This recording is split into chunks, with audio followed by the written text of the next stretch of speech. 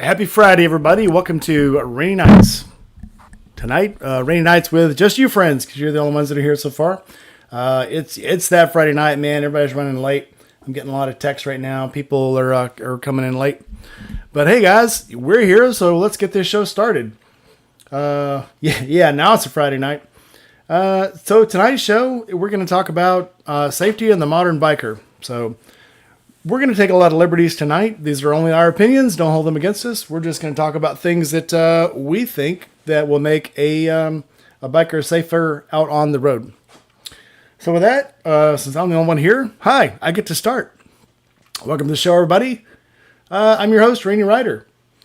So everybody knows I've been in not a couple of serious wrecks and not a whole lot of non-serious wrecks. So let's just say everything goes smoothly until it doesn't.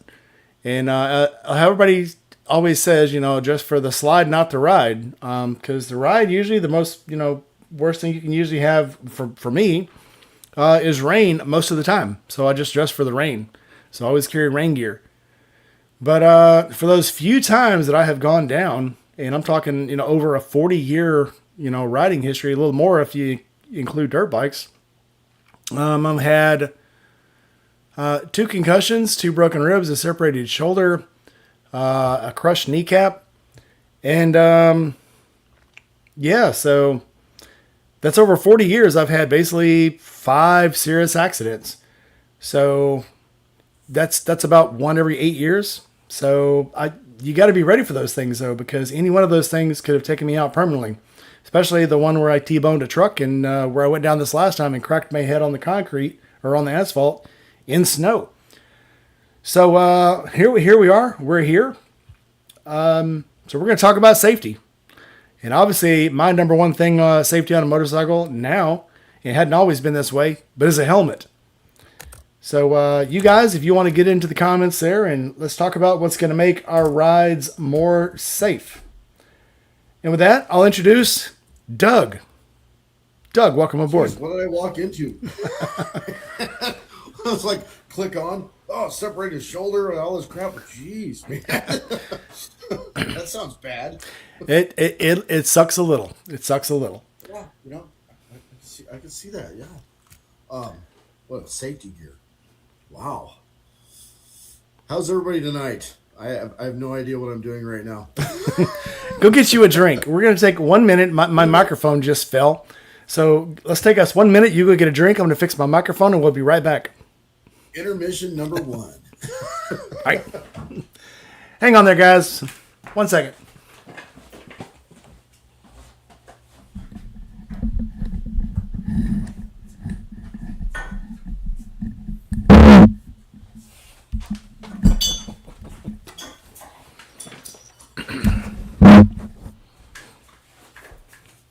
I think I've mixed this one perfectly.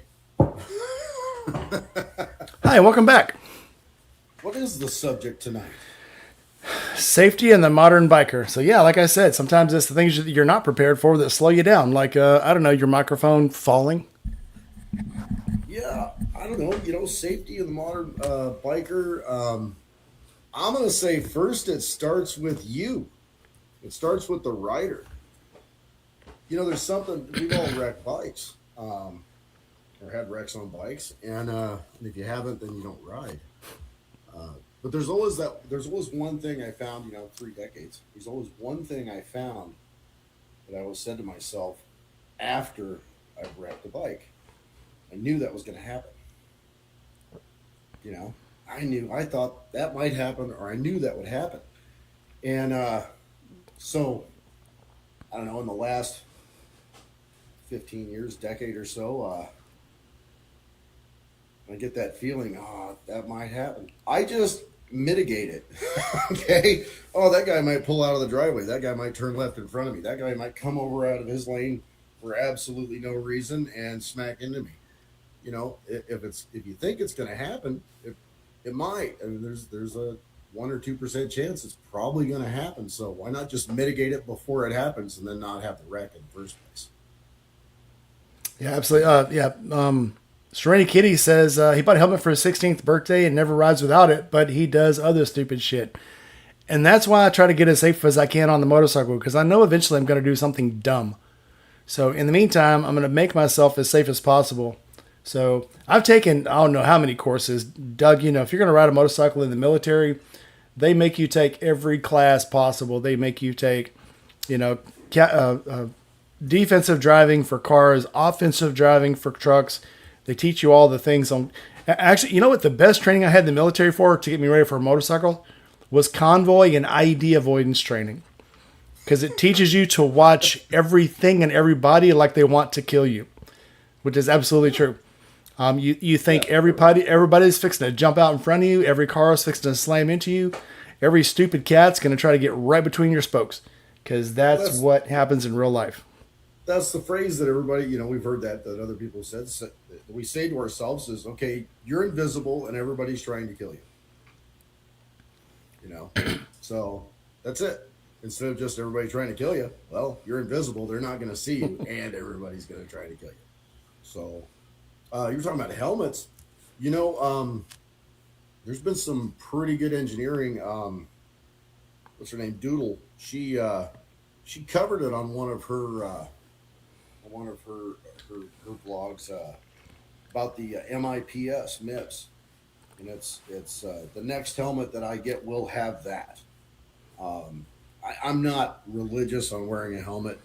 I'm guilty of that.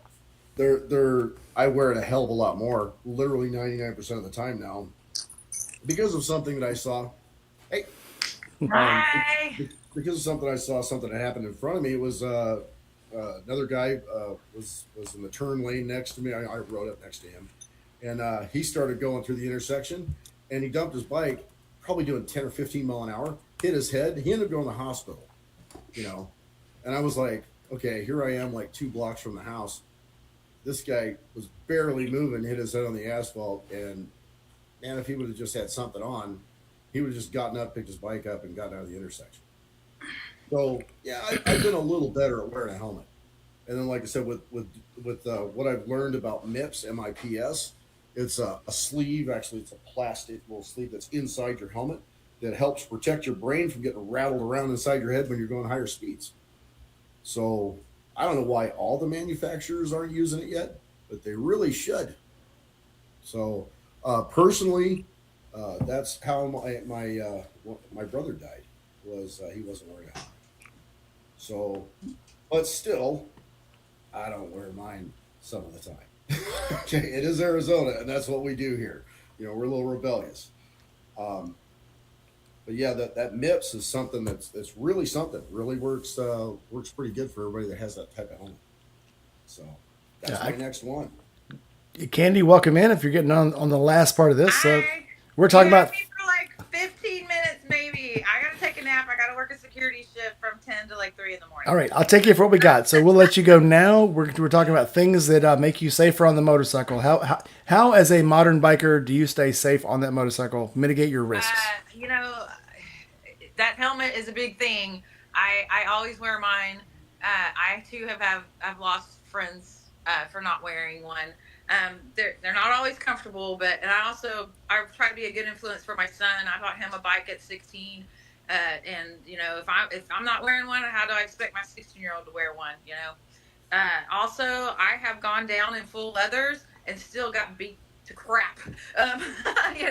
So the more the better.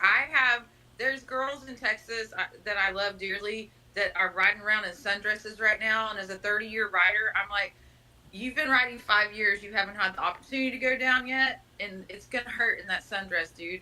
So wear your clothes at the very least. Yeah, we like to say on Expeditionary, everybody feels bulletproof till you get shot. And that's the truth. I get credit for not saying anything because there was so many opportunities there. I know. You say what you want. I was be wearing clothes. That doesn't matter. I grew up in Texas, and we didn't. There was no helmet law then.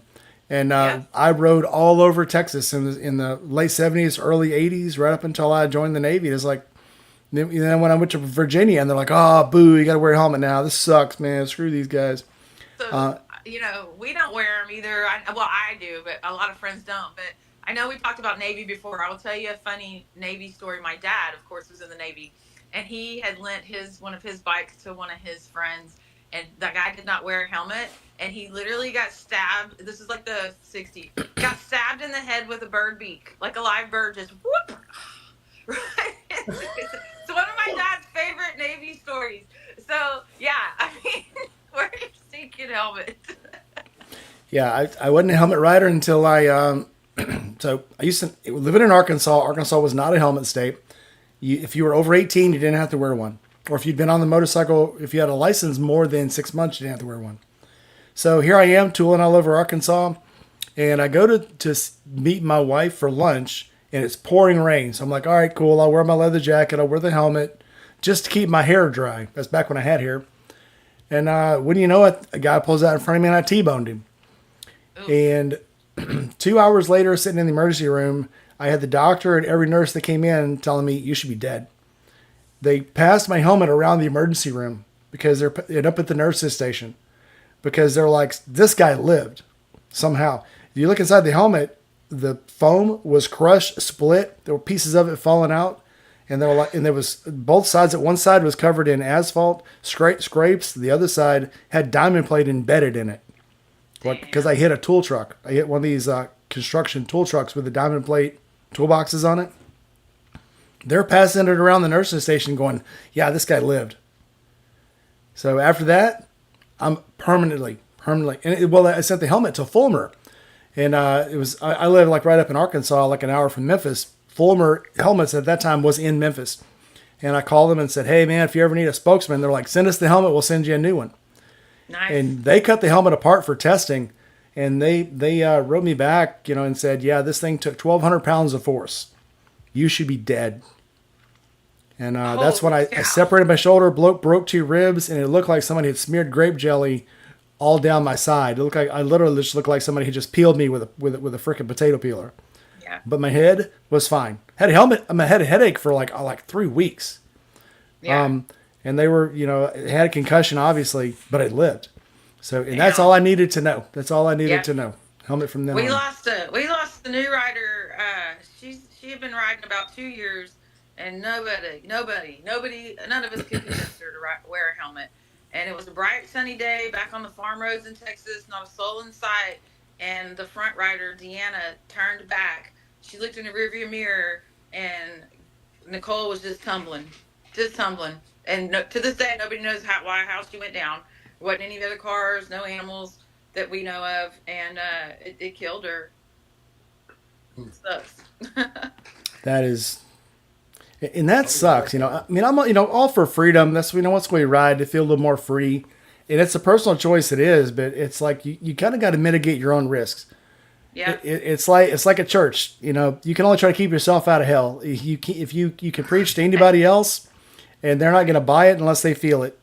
So No, I quit worrying about that part. They have a place for me down there, and it's called the Throne. So I promise you, I know it's where I'm not. going. None of us get off that lucky, Doug. It's a great joke, but none of us get off that lucky. Safety gear is a personal choice. It's also a show of intelligence. We say, oh yeah, sometimes we do stupid things. Sometimes we do. Biggest things that I see for safety is the helmet, number one. A full face helmet. And I'm guilty of not doing that all the time. Sometimes I throw on a half shell, which the last time was really stupid because I ran into hail and it hurt. Yeah. So I pretty much rode like this the whole time. Yeah. Gloves are good. Oh, set yeah. of gloves. Good set of gloves. Always gloves. And that was the weird thing for me. Once I started wearing gloves, I could not go without them. It's Right. like I can, obviously I don't see how people can ride in tennis shoes and flip flops and Crocs and shit. But again, that's a personal choice. But I've rode in, stilettos. yeah, I've rode in some weird stuff. But I cannot ride in without gloves. I feel Candy, naked. Candy, you're invited to every party that we're ever invited to. Fantastic. I appreciate that. Anybody that can ride in stilettos, you got skills. I did. So, there's a backstory to that. So I worked. My office was across. Wait, we're in the first 5 minutes. Is it? Oh, we're way past 5 minutes. No, it's actually it is very PG. So Sure. my office was across the street from the condo that I lived in because I hate to drive in traffic downtown Houston. So I rented a condo across the street from the building. And so one of the neighbors called and they're like, they're painting the stripes in the garage. And I'm like, shit. And I'm in a business suit and stilettos. And I just ran across the street and got my bike out of the way before they painted yellow on my motorcycle. So, yeah. That's awesome. You do what you got to do. Yeah, and I know a lot of people that ride that just a biker girl's one. She works in a bank, wears a nice business suit, wears her little high heels, and then jumps on the bike, those boots on, heads home. Yeah. It's funny when I went to New York for Fleet Week in the Navy, all the people that had the tennis shoes on, they were carrying their heels, walking all over New York, because all the business. And I'm talking in these fine high end business suits, these power business ladies, and they're carrying their heels and walking in tennis shoes because a lot of them walk 3 or 4 miles to get to work. That's just the way it is. But it's just peculiar to see though in real life. Yeah. For sure. I didn't get onto the glove boat. The glove boat. I didn't get onto that until I started really doing the antenna tower climbing work. Once I started getting on the towers, then I realized, these gloves are actually pretty good. I wonder how they'd be riding. Doug, They're just comfortable now. I have to. Plus, I know if something goes wrong with the bike, I've got them on my hands. I can reach in there without burning my hands. Fix it. True. I just had an idea for Steve. I'm gonna sing the glove boat song as I go through all my pairs of Indy Ridge gloves. He'll love it. That's right. Yeah, I think he was on there talking about engineering up different types of gloves, and we were talking about going up over the end of the finger with them so there wouldn't be a seam there. Yeah. That dude. I don't think he goes a minute in the day without thinking some way to make the products better or change them or what will this do. Speaking of things, I just put my link up for my new Dashery shop. So I have new t-shirt shop and new the shop I was using. I found out the hard way that they're ripping me off. They're selling my merchandise because people were telling me they were buying shirts, and I'm like, there's no shirts showing up in the shop. They weren't crediting me products sold. So for like the last 6 months, it said no t-shirts sold, and I'm like, man, I went from selling 3 or 4 t-shirts a month at the lowest to sometimes 10, 15, and all of a sudden I'm none. And I remember Whiskey Chaser was telling me he was with a t-shirt company that he had sold a bunch of shirts, and they're like, yeah, we don't cash it out until the very end. You got to make so much money before we cash it out. And all of a sudden the shop disappeared. And he had sold like maybe 100 shirts or so. Never got a dime out of it. They cheated him out of all that money. So I think this other shop I was using did the same thing. They just stopped paying me. So I've gone to another shop now. The shirts are cheaper, and I actually get more. Yeah, I actually get more money from the shirt sales now. So I put the link up top if you guys want a relatively cheap Randy Rider shirt, coffee mug. They even sell fanny packs, which is my thing. Fanny packs for the win, with my logo on it. So duck in there, get you some cool merchandise. It helps pay for all this crap I need in the studio. Nice. I need me a shirt. Get you a shirt. I'm going to get some shirts made once I get this next windfall. I'm going to go ahead and make up a couple 100 shirts and send them out to people that I've interviewed. Doug. Well, I'm picky with my shirts. Picky with shirts, picky with hats. It's the ones that people give me that I wear. Yeah, well, it's going to be a free one. But you guys go buy one though. I know Jerry will never interview with me. He's already told me he's too much. You just got to buy one, Jerry. I've sent Jerry enough cool free stuff, so buy a shirt, Jerry. I think that the last time that I paid for a shirt was actually it was for a Harley dealership. Actually no, I did buy the one. Isn't that right, Terry? I bought the one. It had the logo on the front right here, and I said, yeah, I just do button down long sleeves. That's all the time for me. And but I want something on the back. And the guy said, one of the salesman said, hey, my wife does embroidery. And I said, okay, we can get something done. So that was where, she did the big 110,000 stitched embroidered deal on the back. And I was impressed with it and paid for that to get done for everybody at the dealership. That's right. Yeah, it was kind of cool. So I don't know if everybody got it or not, but they got the money for it. They got the money. Hey, you know what? It's up to them if they want it. All they have to do is talk to them. You weren't going to keep that money anyway. I think that was the last time I paid for a shirt. Oh no, we bought some up in Grand Canyon too. Yeah, we were up there at Bellamont at the dealership up there. So yeah, we actually paid for some shirts there. So, but that's it. Other than that, I haven't bought a shirt in like 20 years. No hoodies, no. So yeah, Okay. Candace, what's the most important safety thing that you wear on that motorcycle besides your helmet? Hey, dog. It's Evo. Say hi to Evo. Yeah. Dog showing its Evo good rides side. with me. She's ridden to 44 states with me so far. No kidding. Yeah, over 50,000 miles. So what kind of carry do you have? You put her up on the tank, or do you got a box I for have her? a Kemi, not for that many miles. I have a Kemi Moto strapped to the back seat of the Road King. She only weighs 9 pounds. You can probably fit like 3 of her in there. You But put her in a she's got fanny pack. kids, and she rides better than I do, man. She loves it. Um, and you know, I drove to California. I'm out here finishing the chopper, and she's been around motorcycles since the day I brought her home. So she'll be sleeping in my lap in the car, and she'll sleep through anything except if a bike goes by. She jumps up. She got to see if she knows who it is. But yeah, so I'm all about the gloves too. 100%. I mostly started wearing them because I was riding in cold. Because I immediately started riding cross country, and so I started riding them mostly in cold. And for the first 10 years, I also rode in half helmets and got caught in hail in Tennessee one time, and then had a butterfly commit suicide on my face. And you'd think that wouldn't hurt, but it does. Um, so I wear full face. I wear my gloves. I do not wear like Vans and Chucks or anything like that. I wear leather on my feet. Um, you know, I'm all about the cute shoes too, but you know, after like I said, my bad accident was bad enough where I learned just being being cute after you get there, you can fix that. Like I have stuff in my bag. I'll throw shorts on when I get somewhere, but I will wear my jeans when I'm on my bike. Yep, I'm all about mitigating risk. And again, it's like I ride that bike everywhere. So it's not like I'm going to take a quick little ride on the weekend for an hour or so, and that's the only riding I'm going to do. I'm on that thing every day. I ride it to work. I ride it out anywhere I go, unless I'm going out to a nice dinner with the wife. I'm on that motorcycle. So I've got to, Right. I'm very invested in that motorcycle and the stuff I need to wear on it to stay alive. Because once you get over a certain percentage, man, I'm on that bike way too much to take risks and to be Exactly. unsafe. Exactly.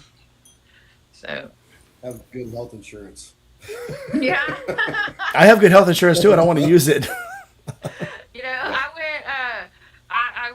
I just went self-employed like 8 years ago, and for the first few years, I didn't have health insurance, and I have this kid, and I was like, and I thought one day I was like, man, you better go get yourself some health insurance. You're gallivanting across the country without health insurance, Yeah. and so I think finally 4 years ago, I went and got some. Smart You know, move. that was something that came up too with Joe, Joe the Mountain Jedi, his off his channel. I was talking to him about. I think it was on actually here. I was talking to him about some of the medical stuff, and he's had some things go on. And I said the first thing that you do when you leave the hospital is they want to just like wheel you out and get you gone. Stop. Go to the cashier's desk or the cashier's cage and tell them that you need a federal financial assistance form. I don't care how much you make. I do well, so I'm not broke. But before it, even then, I ended up having shoulder surgery one time. I stopped. I went and got that form, filled it out. My shoulder surgery cost me Get out. $80. All right, post that up. Wow. What's it So called again? yeah, federal financial assistance form, and you have to ask for it at the All right. hospital. So, and you have to do it within like 30 to 60 days, preferably within 30 days. Otherwise, they start kicking your stuff out to collections. Okay, Okay. now you can do the, oh, I'm going to pay $1 and just extend it out. Well, why not go get that form, fill it out? There's extra stuff you put on there, so it's not just based on your income. It's based on other stuff like, oh, I'm getting a divorce, and I'm male, so she's going to take everything. I've got kids. I saw your smile, Gma. So, but I've got kids, I've got this going on. I've got a car that just, messed up or whatever. I've got to fix the engine on. You can put all kinds of little comments on there. And we pay for that. We all pay taxes. So we pay for this stuff. You just have to turn it in and legitimately have a reason to have it. Well, thank you for that. I've never heard of it. So yeah, and people don't because they don't advertise it out. It's called a. No, of course they don't. They don't want to share. So, well, usually the first thing you think is, "Oh, I'm going to get nailed at the hospital. It's going to cost me, my deductible's like $7,000, and then there's going to be a bunch of extra stuff on top." Stop there. Get the form, fill it out, get it turned in. It takes 10 to 15 days for them to process it. They'll call you if they have any questions.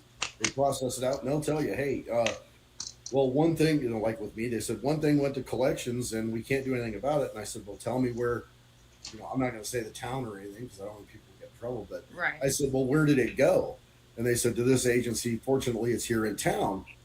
And so I, jumped on the bike, rode over to their office and said, "Hey, you guys have a collection, that's in my name." And they're like, "Oh, you want to pay it up?" And I was like, "No, I want it back." And they said, "Oh, we don't give it back." And I said, "Well, how much do you really need to make off of this?" And she said, "Well, we haven't processed it yet." And, and I said, No, how much do you need to make? I said, I've got $80 on me.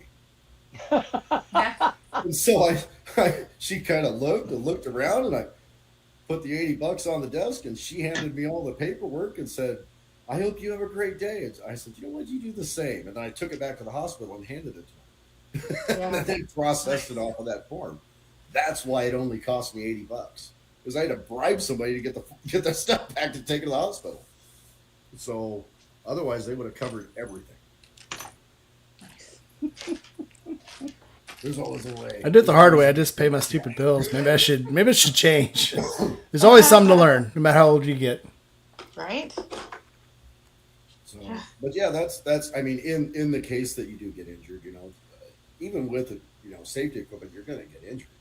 You're going to have something that you're going to be sore. Yeah. I Hi, Candy.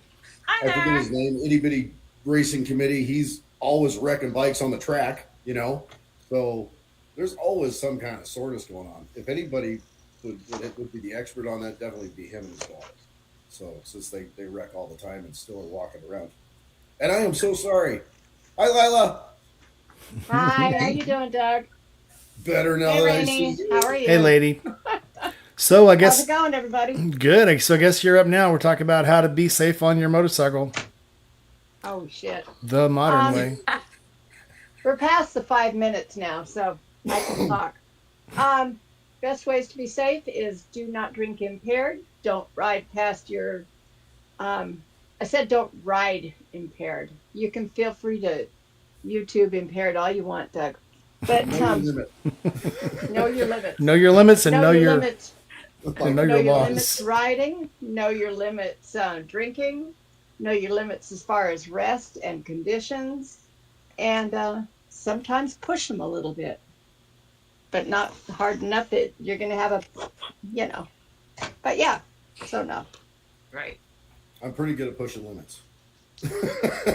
Yes, I know you are, Mr. 65 miles an hour. I do 65 in the United States. I don't exceed the speed. Yeah. Okay. Well, the speed limit there was 70, so that must be why everybody was passing. Yeah, they were. Well, I think just it was weather for them. It was windy, and Yeah. we were on bikes, and Yeah. that's less drag. That's true. That's very true. You brought a good point about pushing your limits. The first thing that I do when I leave the house every single day and I'm on the bike is I take this little S curve. I get on this nice drag strip that's here behind me on the other side of the yard over here that runs down. It's literally about a half a mile, and I get on the brakes. So I'll test my brakes out, rear brake, front brake, Yep. and then I get going, and then I get on my brakes to a stop because Yep. one of the biggest things that I've learned was know your brakes. Oh, yeah. How far is it going to take you to stop? And your friction point, too. Yeah. So it's Yeah. how far is it going to take you to stop? If I've got a Yeah. passenger on there, it's going to take me longer. And I tell them I'm going to Yeah. test the brakes as soon when you see me throttle up and I get going 80 or I'm sorry 35. Yeah. I'm going to hit the brakes. So I'm going to reach back and tap your leg, and I'm going to get on the brakes right then, and we're coming to a stop, and it's going to be fast. And it's know your brakes, because if you don't know your brakes, you're gonna wreck. Oh yeah. I live near Memphis. I get to test my brakes every day. Yep. Yep. So, I took the Dyna out the other day, and I, as I do, I was testing the throttle because you have to check that out too. Mhm. So I hit the throttle, and all of a sudden something went click, and I was like, "Well, that don't feel right." So I had like an inch and a half of free play. Ooh. It wasn't enough to go home, but yeah, it's good to know about these things when you're out riding. Went by the shop and they were like, "Well, you broke it." Well, I didn't break it bad enough to have to pay for the repairs because it was like 5 minutes and I was on my way again. So Good did to you? have a shop that loves you. I wouldn't know. They're used to me just paying money now. Nah, they like me. how could they not? So what did you do? Did you slip the cable, or did it pop out of the clamp, or did you rub a hole through the side of your? You said it was the Dyna or the new one? No, it was on the Dyna. Rip said that I broke some sort of a springy thing in there. And then he said that he thought that maybe he hadn't. He said, well, maybe he had done something the last time they had it apart. And I was like, I don't care as long as it's no problem for me. But it was kind of fun. It was entertaining riding it with an inch and a half of free play. I like it. That's how I describe parts too, as a springy thing. I don't know. As a Yeah. thing. No, I had Yeah. with a Yamaha. It's a lot different It was a than Honda. the Sportster. The Sportster's got just a one-wire throttle on it, on the carburetor. I had a motorcycle stick on me one time. The throttle stuck because I had rubbed through the side of the sleeve, and the cable got stuck. So I wasn't, that wasn't will wide happen. open throttle. It was maybe a quarter throttle, but that's enough where you can't bring it out of gear. So I just killed it, limped over to the side of the road, and had a friend. Luckily, I had a friend in the Navy that knew more about motorcycles than I did at that time, and says, "Oh, all you gotta do is get a new cable." And I was like, "Oh shit, where do I get a cable?" Right here, he had one in his saddlebag, and I was like, "What are the fucking chances?" He goes, "I always carry extra cables." So yeah, we're talking about 80s and early 90s Harleys. They always carried cables. Always have a cable on you. Yeah. I mean, when I take the Sportster places, or when I did, I always carried along a siphon hose. Because back then you could always find a bottle or something along the side of the road so you could bum some gas from anybody. You know what's worked for me for cables after the first one broke? I don't know what year that was, but it was a lot, long time Yeah. ago. I'm not going to say how old I am, but after that one, at the time I was running heavy equipment, and there's a graphite spray that I love that stuff. yeah, pull the cable all the way out of the sleeve, spray that cable down, and slide it back in, and it'll never break. Ever in Yeah. history, ever. So it doesn't wear out, doesn't break, and it won't wear through the sleeve. So it's Lem, that stuff does not come out of clothing either. I noticed. Does Notice I not. wear a lot of black. Yeah. Millie's in. Everybody say hello to Hey, Millie. Millie. She hadn't been here in a Hi, while. Millie. Hey. How are you?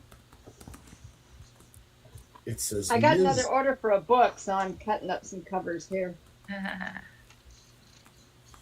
Well, y'all, I'm about to step out and take a nap. I got to go work security in a couple hours. Get you a nap. Stay safe. Hours. Know your But it's limits. good to see y'all. I'll try to make it in, dip in next Friday too. Good to see you Y'all be too. safe. Bye. Yep. Come back Nice to anytime. meet you. All right, nice to meet y'all. You have a good night. Bye bye. See you next time. Bye-bye. Oh, I Miss see. Millie.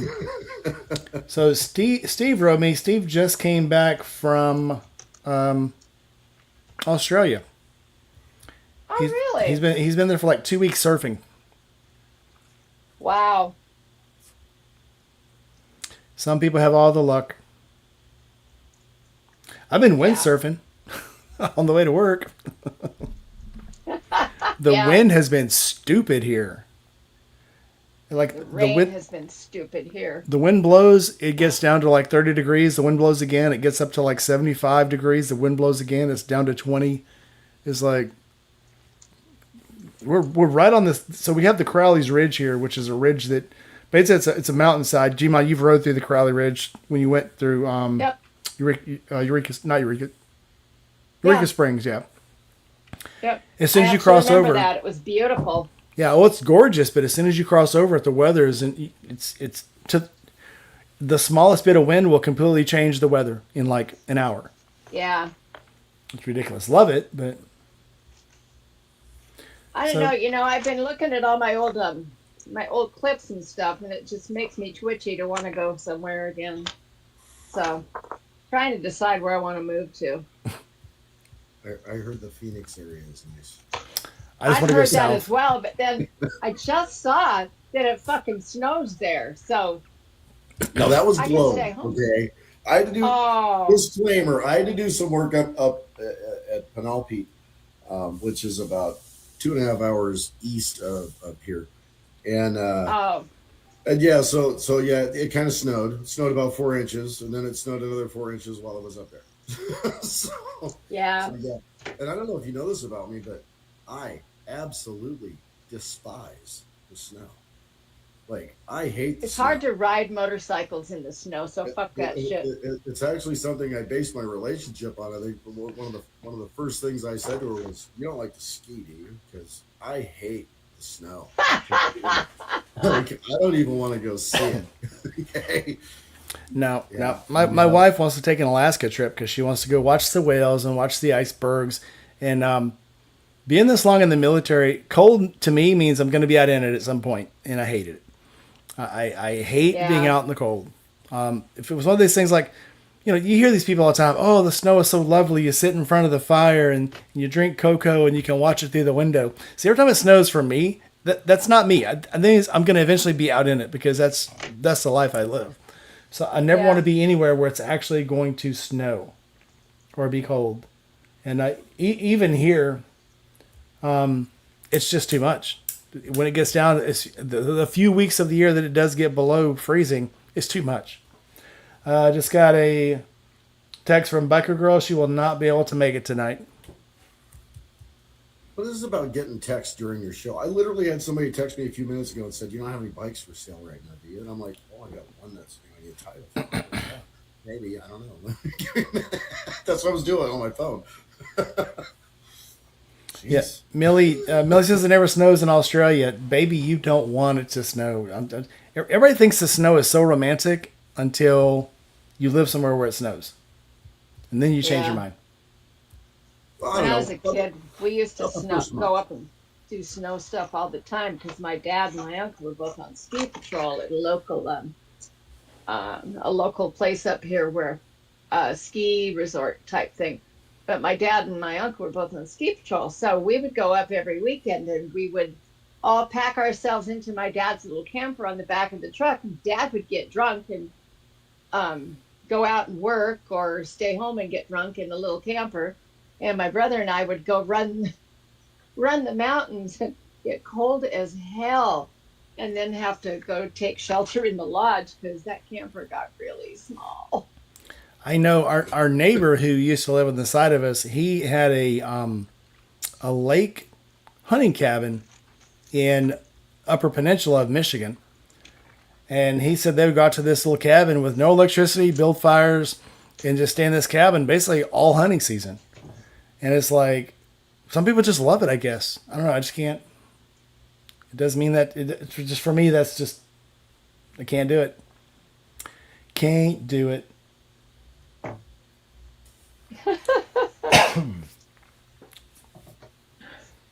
Facebook Marketplace for the fastest way to get a used bike. Yep. The There's a whole fastest. bunch of them. There's a whole Yeah. bunch of them up here now on Facebook Marketplace for really cheap. To the point of if I didn't want to travel, I could just buy some bikes. Well, one of the guys actually wrecked his bike and he's just looking for something to replace it right away. And it's like, Yeah. this one's not set up yet. Okay. Get one that's set Yeah. up and ready to go for what you want, Yeah. you know. Yeah, we've been doing inventory at the shop, and it's been a lot of fun because one of the guys that works there is like, one of the guys that owns the shop is like, yeah, throw everything away, throw everything away. No, there's good parts here. And the other guy is like kind of a hoarder, so he's like, well, and you can pick up a part and show it to him. He knows exactly what it goes to. And I was cleaning some stuff up the other day, and I found a $1,500 reverse motor for a motorcycle. I was like, what the hell? But yeah, he just kept it in case he ever needed it. Yes, Millie, you can draw whatever you want to. I think that'd be cool. Just give me the link when you finish, and I think it'll be awesome. Serenity Kitty says it's cool to keep your beer cold. When I lived in Chicago, we used to go to a lot of house parties, and we would bring beer, pick beer up at the store, and when we got to the house, we just shove it under the bushes and pack snow around it. Well, my friend Cindy, we both had side jobs at the YMCA, and we went to her sister's house, and we packed the snow out there, and you get drunk and forget about it. I know that's hard to believe. And we totally forgot about it. Well, then her brother-in-law came home and went to use the snowblower and chewed through about 3 cases of beer. And boy, he was kind of pissed. But yeah, it's almost like a dog hiding a bone. You forget where you put it. And there was this beer all around his house in the bushes. So, yeah. Sorry, Don. That's somebody else's fault. Not mine. When my son took off and he was in the Navy back in Chicago or wherever the hell it was back there. Anyway, he was in school back there.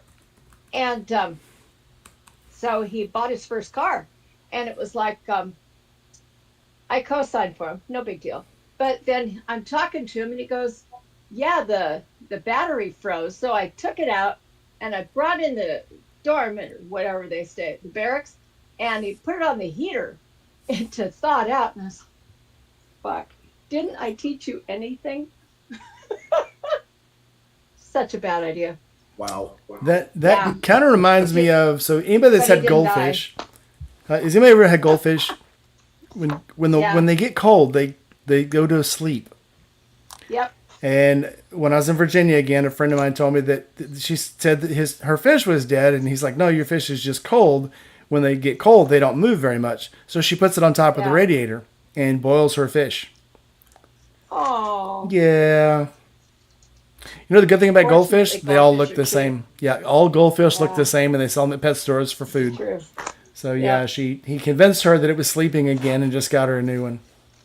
But tell you, don't put it on the heater again, baby. She's like, okay. Yeah. It's funny you mentioned battery. I just rehabbed the battery today and set it back in the electric line. We'll see how it works out. Oh, I just got a new LED headlight for the Street Glide, so I'm going to be putting that in tomorrow. I'll be doing a video on it, so it's a very, very cool little light. I'm also going to put the fog lights on, so that'll be a cool video. I'll enjoy it. Nice. That was another thing. Since we're talking about safety stuff and everything, even the what do they call them? The ground effects lights that you have. Oh yeah. Yeah, that brings more visibility to you while you're going down the road too. I've been noticing since then. I've been noticing a lot of different vehicles and bikes that have them on there, and I realized I noticed them. So I accidentally found out that when that'll get you pulled over. Yeah, I accidentally found out if you hit the brake or the turn signals on mine, they blink red. So I've got all of the visibility. That's actually really smart. Who would pull you over for having ground effects lights? That's Well, in Washington State, you can have forward-facing white lights, rear-facing amber and red, amber marker lights wherever, nothing underneath. Too much control. I'm going to reserve my politically incorrect comments on that. But there's something different with the cop that would write the ticket for that. Yeah. Besides, I don't do that whole thing because, the whole parts money battle with, you know how that goes. Yeah. Well, it's not something I ever would have done myself, but since it was already done, it was pretty cool. So I was Right. actually playing That with looked taking pretty them cool. off, but it just looked cool. Yeah. Yeah. Right. Well, anything to make it more visible, I'm all for. Unless you're not Definitely. Me going- too. Yeah. Unless you're not going for that, I would want them to where I could turn them off for no reason. But, Yeah. Well, it does have a switch. I can turn them off. I mean, I only use them in the morning when I'm going to work because it obviously in the daytime you can't see them. yeah. I used to have my Sportster rear lights rigged so that you could flip them off. Just because they're Well- bright. Because they're bright. well, because in case you're in a situation where you don't want to be visible Right, from behind. An amber light, the red light, Yeah. it sometimes Yeah. it attracts a different kind of bug. That's true. Yeah, we got to be able to manually turn those off. Yep. So, no reason. I don't know. It's in case you're warming up the bike at night and you don't want mosquitoes around it. Yeah, that. Well, I mean, there's always a good reason. So I had a what was it a Corsica, and had the daytime running lights that you obviously couldn't turn them off, and everybody thought they were a great idea, and you got an insurance lowered for having them. But then when you go to a drive-in movie and it's 90 degrees outside and you can't turn them off, it just pisses everybody off, and they ask you to leave. So it's like, I'm Yep. not going to sit in this car. It's 90 degrees outside and not have my freaking air conditioner running. So it's like, you know what? I guess I'm just going to leave. You can't roll the windows down because there's so many freaking mosquitoes. It's right outside Chicago. Yep. Too bad. So Randy Kitty says a lot of states will get you if the lights are blue. You just can't have blinking blue lights here. And I think for a while there, so everybody was getting those attenuating red lights for the brake lights and for the headlights. You can't use those anymore too, because any blinking red light you also can't have. A lot of states I've never been pulled over for a blue light. I've had a lot of blue lights on the bikes. I had on the BMW. I had the ones on the valve core. The valve core covers it when what are they called? Buzz lights. They were called buzz lights, and it was a little light on the valve core stamp, the cap, and when they spun, they would come on. Yeah. And I had a cop Yep. stop me for those, and he says, well, they can't blink. I said, they don't blink. They just come on. He goes, well, it looks like they're blinking when you're driving because they're spinning. Fine, I'll Yeah. take them off. And I took them Don't off. they blink when you close your Yeah. eyes? Yeah. I guess he saw in strobovision, like a camera won't pick up an LED light because it actually strobes. I guess he had strobovision like a dog and could see it blinking. So I'm like, okay, fine. And I took them off. He didn't give me a ticket or anything. He said, you just can't have them on there. So I took them off. If somebody ever stopped me for something like that, I would get in so much trouble so fast with my mouth. It's just- No. You can't have those lights because they blink, and I'd be like, well, your wife's lover has them on his bike, and I was thinking, since he's got them and gets away with it, I don't know. 20-year-old me would say dumb shit like that, but I'm like, no, it's just too Yeah. easy to go, okay, whatever. I'm sorry. Yep. That's, I did- that's truthful here. Again in Virginia, so I got pulled over in Virginia coming up an on-ramp, and I got pulled over by the cop, and the cop said I was doing 60 miles an hour up the on-ramp on a 90-degree turn, and I said, this car won't do 90 on this corner. On-ramp or an off-ramp? I was coming off of the highway onto an overpass, so I was clovering. I did a full almost. Yeah. I actually did almost full 270. A transition ramp. Yeah. Freeway or not. And I'm Right. like, there is no way. And I went to court for this, and I told him, I said, there's no way he had me doing. And I think the way he wrote the ticket, he kind of fucked the ticket up and then just was trying to make it, yeah, you were on the on-ramp when you did it. And I'm like, there's no way. And when I took it to court, the judge said, there's no way you could have been doing 90 up and on Yeah, ramp. there's also another thing, and I'm not sure about the transition ramps, but I know an on ramp onto the interstate, there's no real speed limit. You're supposed to match or come close to matching the speed of traffic for merging. If traffic's doing 80 mile an hour, you need to be doing 80 mile You an better hour. You need to be accelerating, yeah. Exactly. Right, and that's why there's no Yep. speed limit on an on ramp. Sure. Now, an off ramp, that's a little different. You come to a stop. Okay, but yeah, an on ramp, you can go whatever speed you need to go to match traffic. If traffic's doing 35, then you need to be going about 35 to get in. So, and that's an understood thing. You can beat that ticket every day. Not that I beat a lot of tickets, every single one of them, but not that I beat any ticket I've ever gotten. So, I try to be I haven't gotten good any whenever I lately. can. Yeah, I try to be good when I can because I know just, especially around Memphis, it's just I don't even want to risk it. Again, there's parts when you're driving through Mississippi that nobody bothers you, and you can pretty much go as fast as you want to. But they only really want to, even around Memphis, they only pull you over if you look like you're stupid, and they love pulling over sport bikes. I've never seen them pull over a Harley or a Honda Cruiser or a Gullwing. They're after the guys who look like they're out to cause trouble. So I've on a never, cruiser, being an old guy, I think I'm safe. I've never seen an Arizona state trooper. I'm going to be specific about this. I've never seen an Arizona state trooper pull somebody over without them doing something extremely stupid Mhm. first. You know, everybody in Arizona speeds. Everybody. It's a matter of what stupid thing did they do to get that guy's attention, and that's especially with the troopers. They use a lot of common sense. So give them. I got to give them a little bit of credit for that. And here it's the same. It's not the guy that's speeding. It's the guy that's weaving through traffic, trying to cut people off, trying to just be an ass, Yep. basically. If you're on the highway and you're by yourself, dude, I mean I've passed cops before on the bike and caught myself doing 90 and just all I could do is wave, and they don't come for Yeah. you because they assume one, they assume you're an old man, you're on an old bike, you possibly can't possibly be going as fast as it looks like you're going, especially on the BMW. They're like, what? No, that my radar must be off.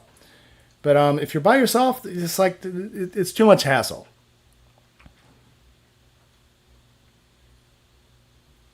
I have no comment. Oh, I'm not saying a I'm word. not saying a word. Jason Goes says there used to be stop signs at the end of entrance ramps. I did not get stopped one time on this last trip. Well, you know what? Not even once. Even when you were with me, we were riding at a safe speed. That is correct. I was riding at a safe and prudent limit. They're reasonably imprudent. Yeah, that. We What were he said. we were doing pretty good until Gma decided that she wasn't going to stay the night at my house. She was going to keep going after we left, and then she sped up a whole lot. But Up to 60. No, I went back to my usual riding speed at that point. Mild Bill walking in. Yeah, like I said, I won't get that lucky. I can't do Hey, 100 Bill, through Birmingham. Just can't. I was not doing 100 through Birmingham. I would deny that or It's- whatever. Whatever works. It's like I said. You don't Culpable deniability. you don't go to the bar to drink water. You know, I didn't get the Right. motorcycle to do 65. Okay. No, I did not. And as a matter of fact, my bikes don't like 65 at all. Yeah. And Yeah. and you know, and another thing I keep hearing from it. Oh, traffic. Traffic's too heavy to ride a street bike. And then I think, okay. You know, I have a word that I use that it's completely politically incorrect, and it's not retarded. It's the other one. And I just go, wow, that's really, that's you, pussy. So that's cool. The reason I have the bike is because of traffic. Okay. Yep. If Yeah. traffic's bad, I'm going to get to work in 12 minutes. Well, especially in Traffic's Memphis, good, it's I'm gonna easy to get work in around 12 people, minutes. especially when they're being dumb. Like Jason Goes talking about people stopping on the entrance ramp. It's easy to go around them if you're on a motorcycle because you've got room to get into places nobody else can. And I Yeah. keep telling this story. There's a intersection in Memphis that's notorious for people nailing into the back of each other because the yellow light is about a second long. I mean, it's not long at all. And so when people see that, they'll slam on their brakes. The guy behind them always slams right in the back of them. And whenever I'm coming up on that one, I always get over to the right-hand side. And if I see the car come up behind me that doesn't look like it's going to stop, I just keep going right around the corner and get around everybody. And I've avoided two bad wrecks definitely that way and a bunch of close ones. So sometimes being on a motorcycle is much, much safer. Before the lane filtering law a few years ago here in Arizona, you pull up the intersection, whatever, you'd be behind a car. People get hit all the time. Every intersection. Why? Because it's Arizona. That's what we do here. So there was one time I actually got caught.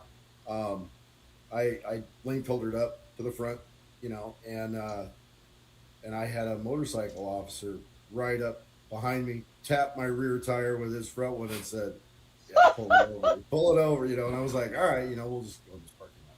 And so I wheeled on in there, and he goes, "Yeah, I'll need your license and registration, insurance, and all that." And I said, "Yeah, sure." I said, "What are you stopping for?" And he goes, "Oh, you lane filtered." And I said, "Oh, and that's not legal here?" And he goes, "Yeah, no, it's not." And I said, "Why do you carry that gun?" "Well, that's for my protection, my safety." And I said, "Yeah, that's why I lane filtered." And he Yep. said, "You know what? Just be careful doing that. I have to tell you, officially, don't do that. But yeah, you're good to go." And he let me run on my way. So it's just one of those things, makes sense out of what you're doing.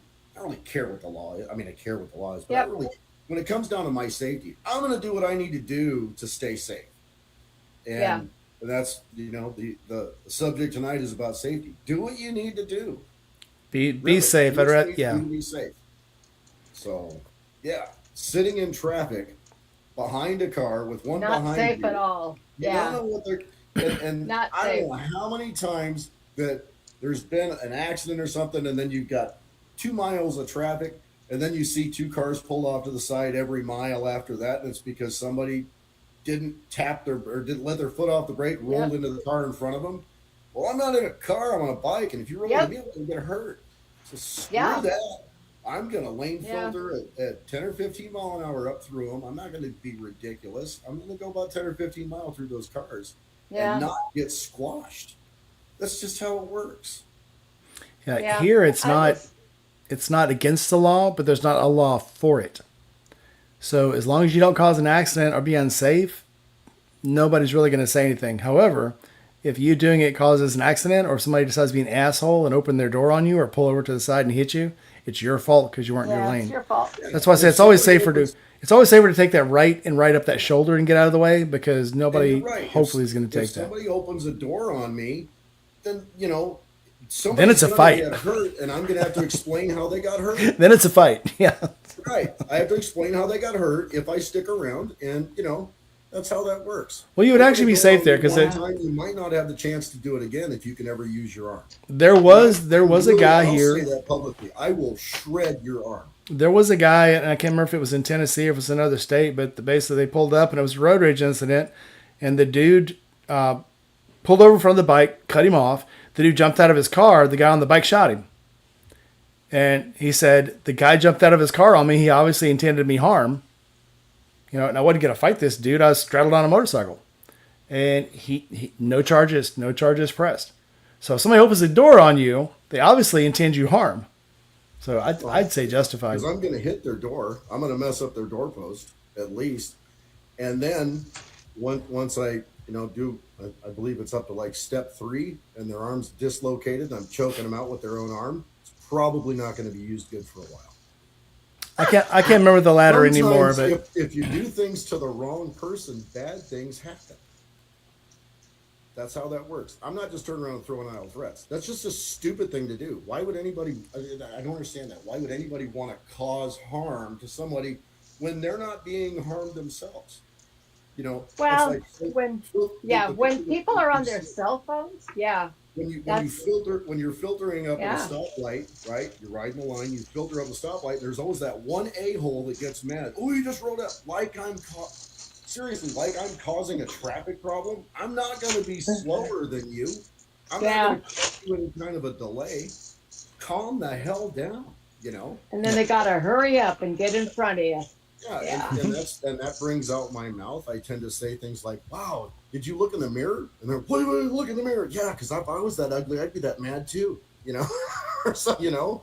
I mean, geez, How calm. many times though, dude, do you sit on your bike in traffic and you look at people in cars and shit?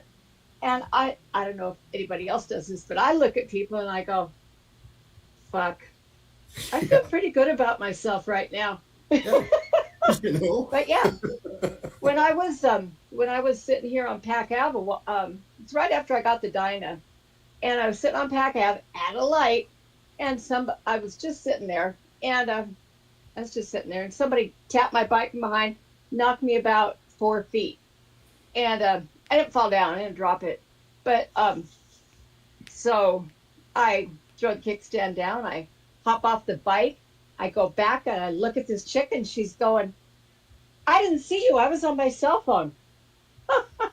And the other person in the seat next to her is like, "Oh my God, you're an idiot." And I'm like, seriously. So I had my phone in my pocket. I pop it out. I take her picture really quick. And I'm like, "Do you got any insurance, ma'am?" Yeah, Yeah. yeah. And she's like, she is freaking out. And the other lady's calling 911. Well, Pacific Avenue in Tacoma is the state doesn't know who's responsible for it, and the county doesn't know who's responsible for it. So unless there's blood and guts on Pac Ave here, and Mild Bill, you might realize this. Um, you might recall this too. But on Pac Ave, unless there's blood and guts and like imminent death, they won't respond, especially to a motorcycle accident. But I was okay. But I forget how much money out of that accident, but I got enough to pay for the stage one, and they had to pay me for missing use of the motorcycle. They had to pay me for events that I had tickets for, because all I have for transpo is a motorcycle, so they had to pay for that. They offered to pay for a rental. I'm like, I don't want a rental, but you can give me the money. So they did, and they had to pay my medical. But yeah, so stage one, yeah, the stage that I did on the diner is You know, courtesy of the idiot on their phone. Yeah, there's in the comments where there's I'm not gonna read it word for word, but there's a difference in people riding side by side. I did that for 30 years. yeah, It's that's a skill level. When you're riding in your lane and you're on a bike, you choose one side of the lane or the other and you stick with it. And if you want to get a yeah, motorcycle cop's attention really quick, go out there with no skill and wander around the lane. If you're able to side by side with somebody, then you've got enough skill to side by side with somebody. hmm That's just yeah, how it is. If they're not skilled true. enough to do that, then start talking to them and let them know, hey, listen, ride your side of the lane because that's going to keep you from getting in trouble. Yep, yeah, Many. I don't do this now, but many years ago when I used to exceed the speed limit, I that's how I ride. I pick one side or the other, um, and I stay in that portion of the lane. And I had a motorcycle cop ride up, literally side by side with me. And he looked at me, he gave me the thumbs up, and I'm sitting there doing 85 mile an hour in a 65. Gave me the thumbs up and took off. He had been behind me. He's been behind me. We pulled up, I got off the freeway, turned out, he's next to me on the light, and he turns over and says, "You ride pretty good." And I was like, "Yeah, I want to compliment. This guy rides 8 hours a day minimum, and he's telling me you ride pretty good." And probably, and I didn't realize the time, but probably the reason I didn't get any trouble is I ride like he does. You choose one side and stick with it. yep, If you're in a group of people or you've got one or other guys, and you put that one finger up and you're like, "Hey, right here, what's that yep, mean? We're going around a curve and I'm gonna get sideways with this thing, man. I yep, might be in the other part of the lane at the end of yep, this curve. yep, So don't be next to me." Yeah. yeah, So You that's can't do that's that in where we Memphis. There's too many potholes. You gotta weave. Well, and you know as well as I do too, going around a curve or in the mountains, you're going to have gravel on the road. You might have to avoid it. There's that oh decomposed yeah, drainage that goes out there, and you're like, "Oh yep, man, if I'm next to somebody, yeah, we've done that before, but man, if I'm next to somebody, I'm going to hit that gravel, and I'm going to be over there on the other side of the curve." So yep, I don't want somebody in between me and the other side of the curve if I hit that gravel. So, yeah, but yeah, I have a differing opinion than some people when it comes to riding side by side. I've done it. I still do it. I'm comfortable with it, and I've never had a problem with it.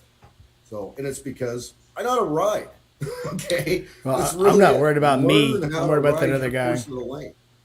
You get a yeah, guy on a bike that's coming up behind you, and you're on one side of the lane. He's not gonna just burn by you. He's gonna slow down and look and say, "Okay, which side of the lane he's on," and he's gonna pass me on the open side. hmm That's how it works. It's yeah, common sense.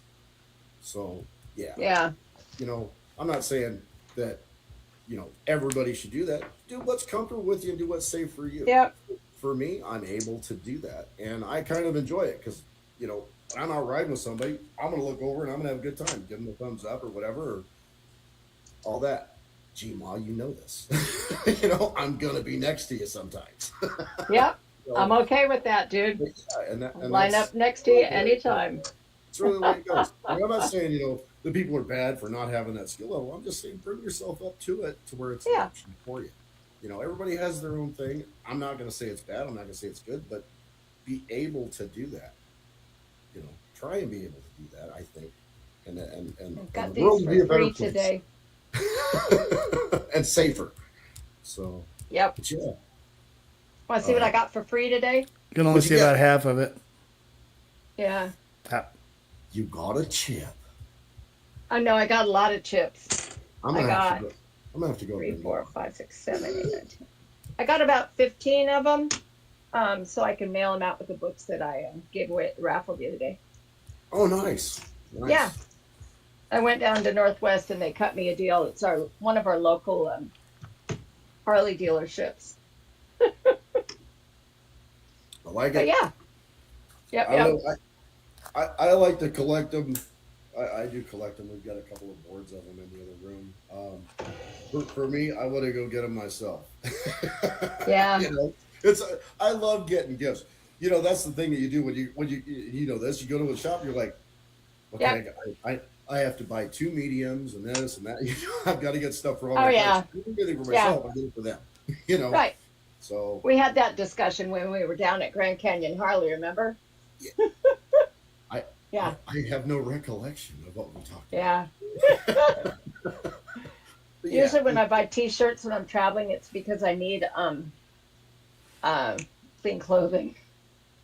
well, yeah. That's who wants to take a bunch of stuff with them. Yeah. No, No, save the food. 2 shirts. Yeah. Yep. Yeah, shoot. I don't know. Wild Bill, Mild Bill, you're absolutely right on that.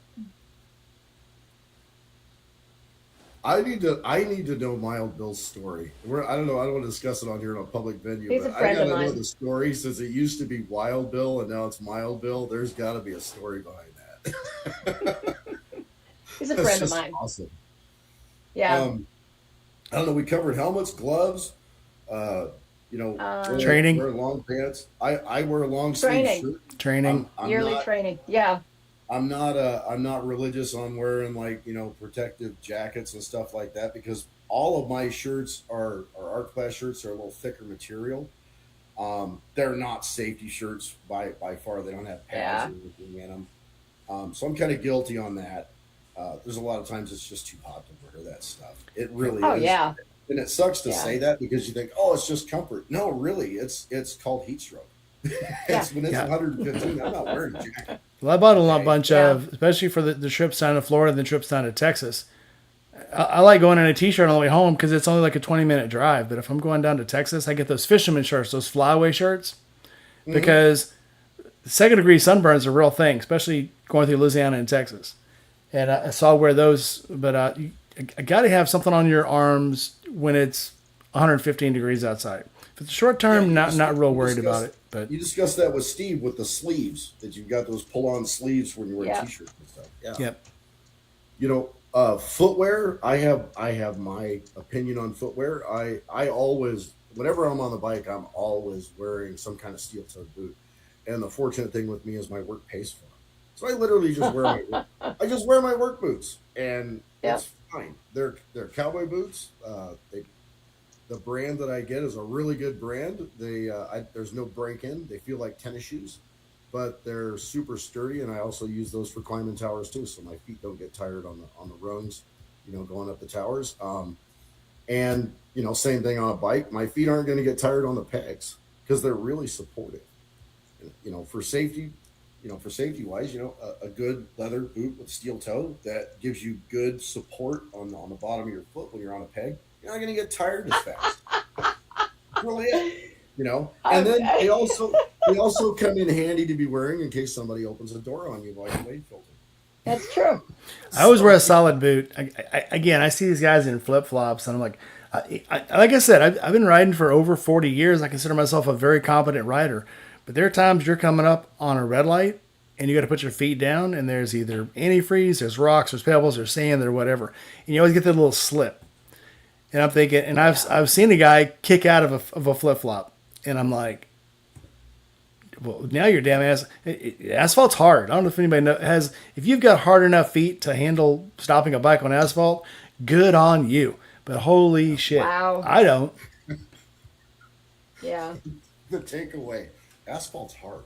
Asphalt's hard.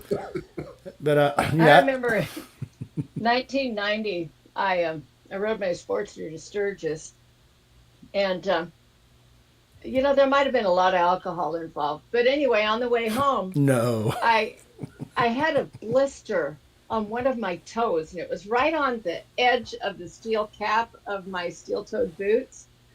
And I was like, at this point, I just want to cut this fucking steel cap out of here. So I borrowed a buddy's knife. I cut the toe open on my boot. I pulled the steel cap out. I took some duct tape out of my saddlebag, and I duct taped it I got closed. open-toed boots. Well, and if you know the story of my trip home from that, you know that I mailed all my gear home other than tools and duct tape and my tarp and a sleeping bag. So everything went home, spare socks, everything. So did I have spare socks to put on when the torrential rain started and the water came in through the toe of the boot? I did not. Yeah, it was So horrible. you were duck-footed in more than one way. Oh, yeah. Yeah.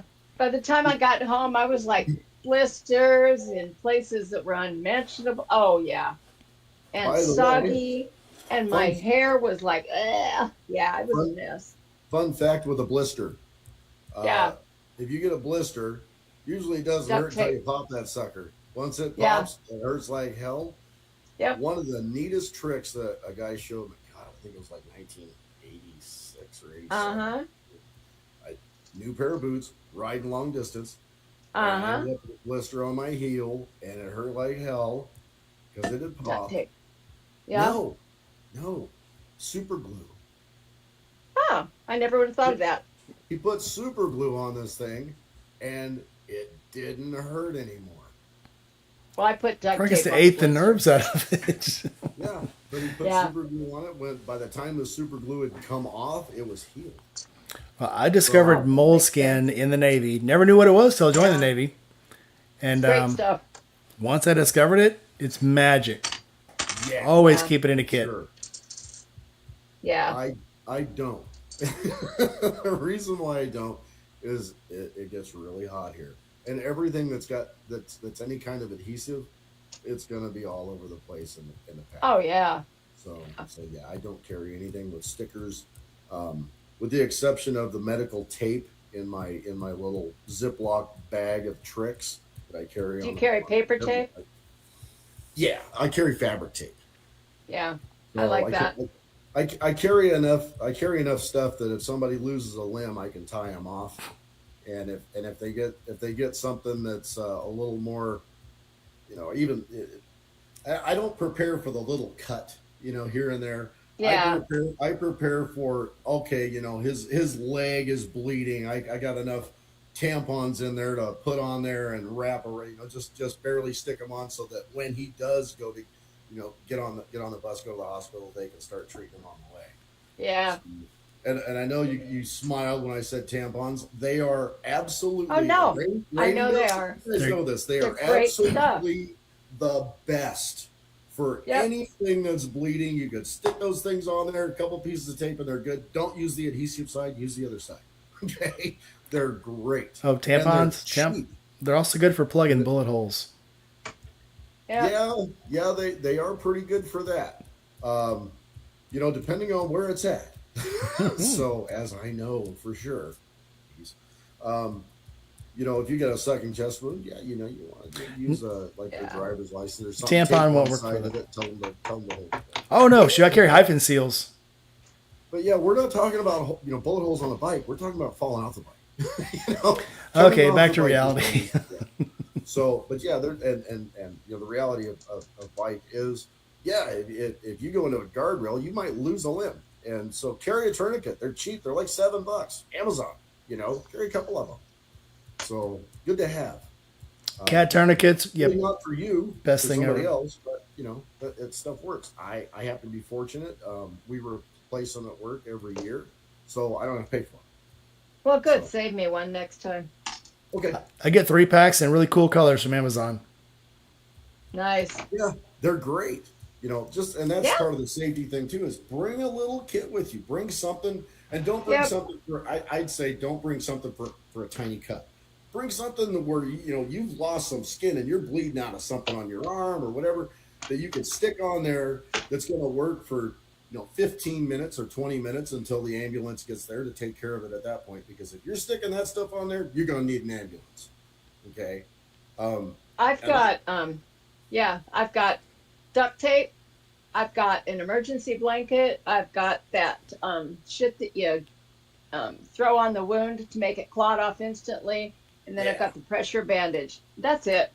yeah, I forget what But that's the pressure called. bandage is impregnated with that shit, and you just wrap it really tight, and then you duct tape it. Oh, the Randy Israeli probably bandage. knows. What's that liquid, that green stuff that you put on there? The liquid that you put onto a wound that's make it stop. It's not styptic. It's that other stuff. There are so many different brand names right now. Styptic is one of the main ingredients in it, though. Yeah, I can't remember what the name of it is. It quick clot. Alum will do, no. and you can Well, buy that in the bakery section. the green stuff hurts a lot less than powdered styptic. If I know I'm this. putting it on somebody else, I don't give a fuck. Yeah, it didn't hurt me at all. But yeah, that green, Yeah. GSW, the GSW liquid works. Quick pretty- clot. Yeah. Yeah. Yeah, I just said that. Yeah, you did. You old people. Yeah, I tell you, your hearing's going. But yeah, Quick Clot works pretty good. Yeah, Boyd's got it too. Boyd's Disciple got it good. That stuff, have some of that. Have some of that available at least. And like I said, I wouldn't worry about Band-Aids and stuff like that because that stuff's just going to go bad in a couple months when it gets hot. I don't Might as have well anything I to go carry back. band-aids because I get hangnails in the That's end. Mary call kit. Either get some good paper tape or some good self-adhesive wrap that adheres to Coban. itself. Yeah, Coban. Yeah. and have that stuff available and ready for when somebody else needs it, or to where you can point and say, "Go get that Ziploc bag." Have a clear bag to where they can see everything in the bag. Yeah, I've got the small. I've got a small breakout bag. I don't care everywhere I go, but if I go on a trip, it's going with me. Yeah, there's a reason why it's probably a bag literally like you unzip, you open it up, and everything's clear plastic Yep. where you can see everything that's in Yep. it. And I also Yeah. always carry a little 4-ounce bottle of saline solution. Yeah. When I used to work at the steel mill, I was getting back up on the highway. Just as I was merging, an 18-wheeler came across, clipped a car, flipped it into the side rail. I thought it was going to go off the side of the bridge, but I stopped because all the windows are busted out in this SUV now. The truck pulls over. I get up. This lady is just her driver's side window just powdered. I get up there. She's a black lady, with her weave, and she's like holding her face like this. And just as she goes to reach for her face, I grab her hand. And so I got the saline solution, was trying to rinse her face out. I said, "Don't rub your face." So this dude is laying down in the back seat. The passenger's freaking out, crying. The driver's in shock. The driver of the 18-wheeler walks up and goes, "Yeah, I just looked at my truck. I don't have any damage. I'm gonna go ahead and get out of here because I don't really need to hang around. My truck's not hurt." And literally all three people in the car are like in shock, or like the dude's laying down in the back seat. I said, "No, you need to hang out, dude." And he's like, "No, my truck's fine. I'm gonna go ahead and get out of here. I don't really need to file any information." And so the guy in the back seat, I told him, I said, "Get up, man." I said, get that license plate number. That dude's about to leave." Yeah. And so he gets up, writes the numbers down. And just about then, the cop pulls in front of the 18-wheeler. Another pulls up behind me. So the ambulance comes up and I pass them off. This driver comes up and goes, "Yeah, I just called my insurance company. I called the dispatch. I got to hang out here for a while." I'm like, this dude is so fucking high. He doesn't even realize what he just did. He's out of it. And I don't know what he was on, but that dude was going to split. But moral of the story, I always have saline solution because that's how I got the glass off her face. Yeah. And I'm sure there was a shitload more, but holy fuck. Well, a good kit, clear so you can see. Like I said, I'm cheap, so mine's all in a big Ziploc bag. And let's face it, when you're going to deal with something in a situation, I'm gonna replace the bag. Anyway. Yeah, if it works, it ain't stupid. So, Yep. So Yeah. I grab the chuck that's in there, drop it down for my sterile field, just dump the whole bag on it, and I've got everything Yep. I need right there. And That's a good idea. I never thought about bringing a chuck with me. yeah, grab two or three. You know this. Yeah. 2 or 3 extra chucks. Throw your sterile field. You don't want to. It all depends on how much space I want to give up. You know? Unless it's Yeah. in a really bad place, you might have to use some dirt and rub it in it. But, Yeah. but I don't want to do that unless I have to. Why possibly Yeah. give somebody an infection on the way? Yep. So Yeah. the chuck that takes up no space at all.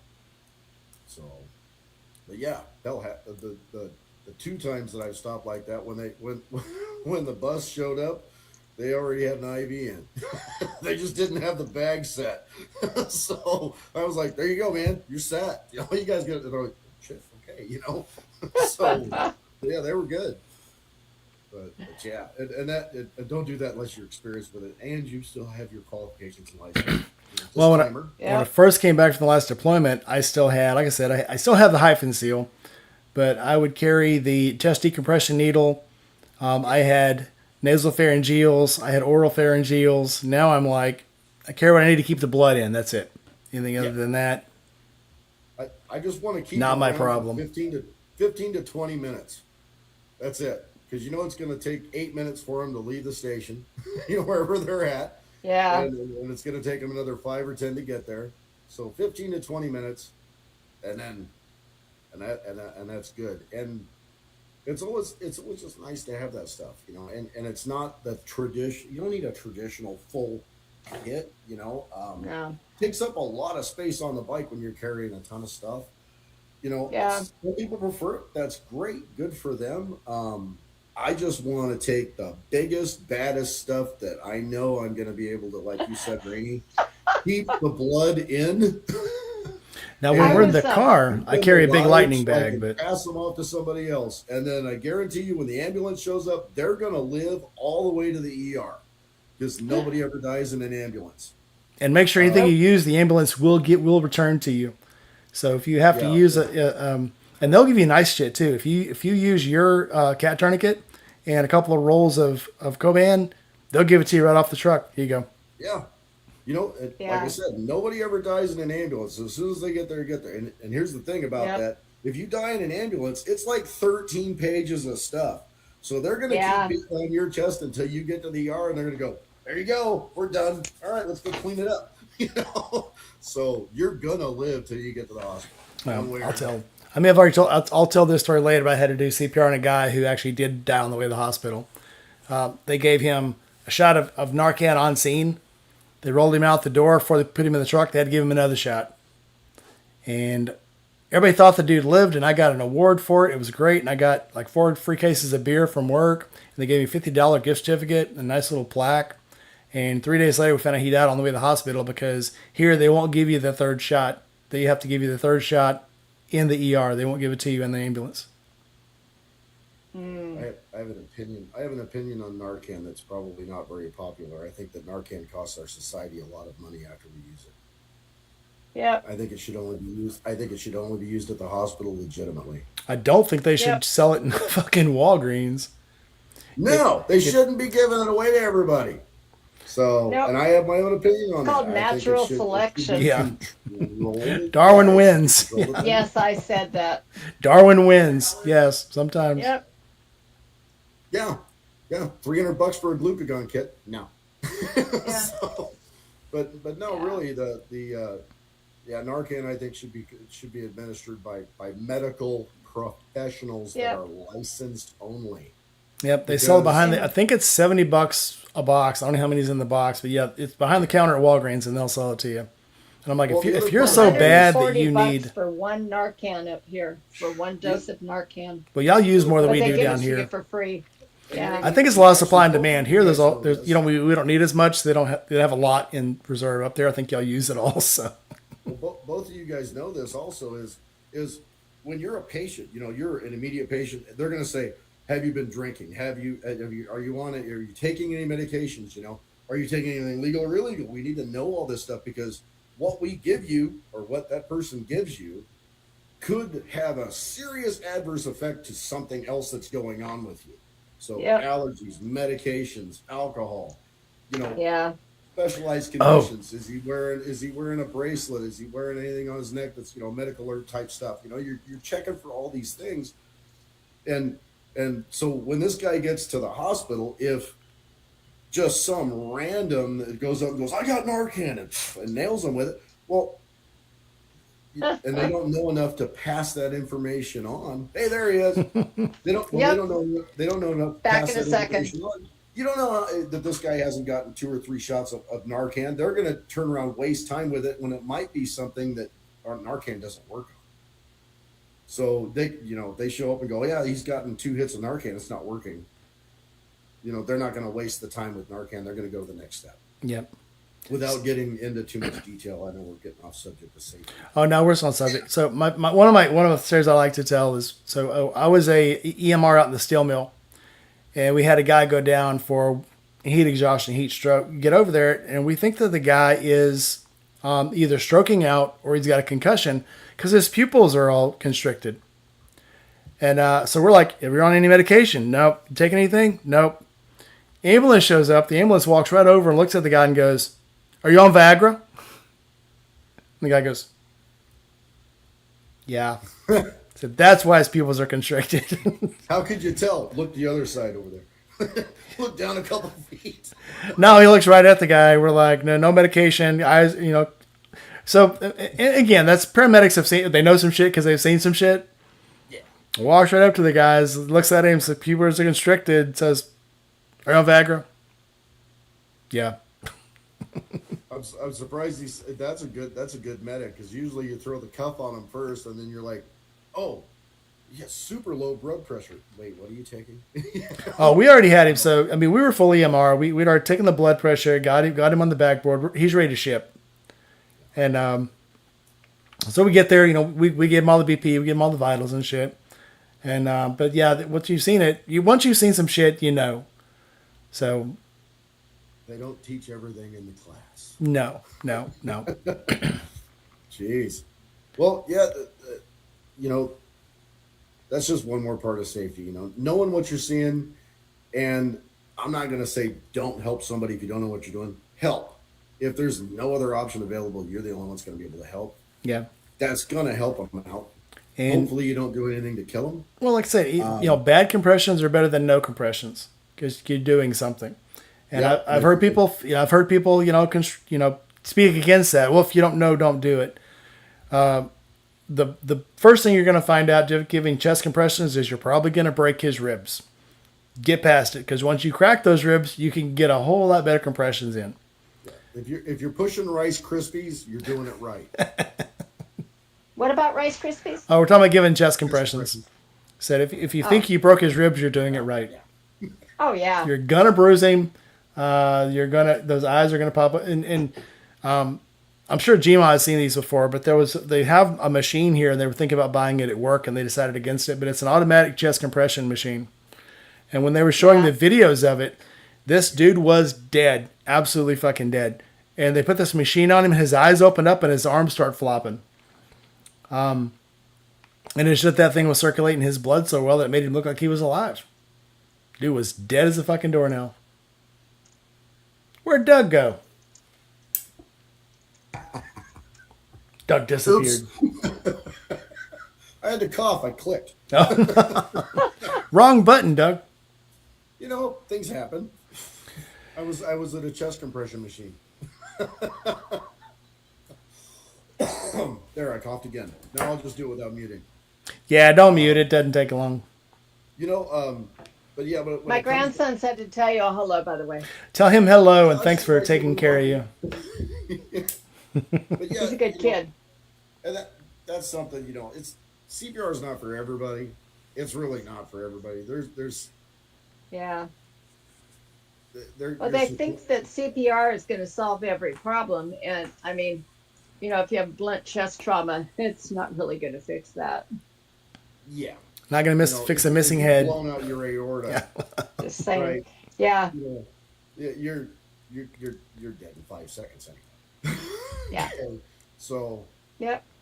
But yeah, that's CPR is good. You should know it. Everybody should know it. I don't care if they get certified. Oh, yeah. They can go on YouTube and learn how to do CPR. You know, Yep. preferably they go take the course, or their work pays for, a lot of work pays for their course. I've never paid for one out of my pocket. So I never have either. I'm really fortunate with that. And there's a lot of places out there that if you Google it, look it up, free CPR class.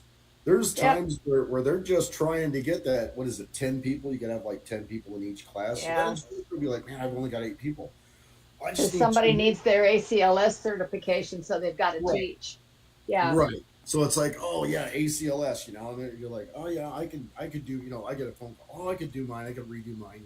By the way, I let Yeah. mine go this year. I don't have it anymore. I let mine I lapse didn't a few bother years renewing ago. mine either. Yeah, I let mine Yeah. lapse, and I still have where I go. I'm always the EMR because nobody else can do it. I had People still want you to do shit. well when Yeah. I was at the soap company, I said I have EMR. I'm going to bring my bag in, and they're like, no, for liability, we don't want anybody to be an EMR. We're not going to do that. And I was like, I'm not going to let somebody die here. Twice there, I had to give CPR. And they were still like, well, legally, you're not the EMR here. You're not. We do not have a medical responder here. And I said, good luck with that. I'm still going to do it. And they wouldn't give us the class. And like I said, the boss that ended up dying, we came in there the one day and he calls me and he says he had a little blood pressure cuff, the little one you snap on, and he's like, help me find my blood pressure. I can't get my blood pressure. I go in there. I get it on. It's not picking up. I go to find his pulse. Can't find his pulse.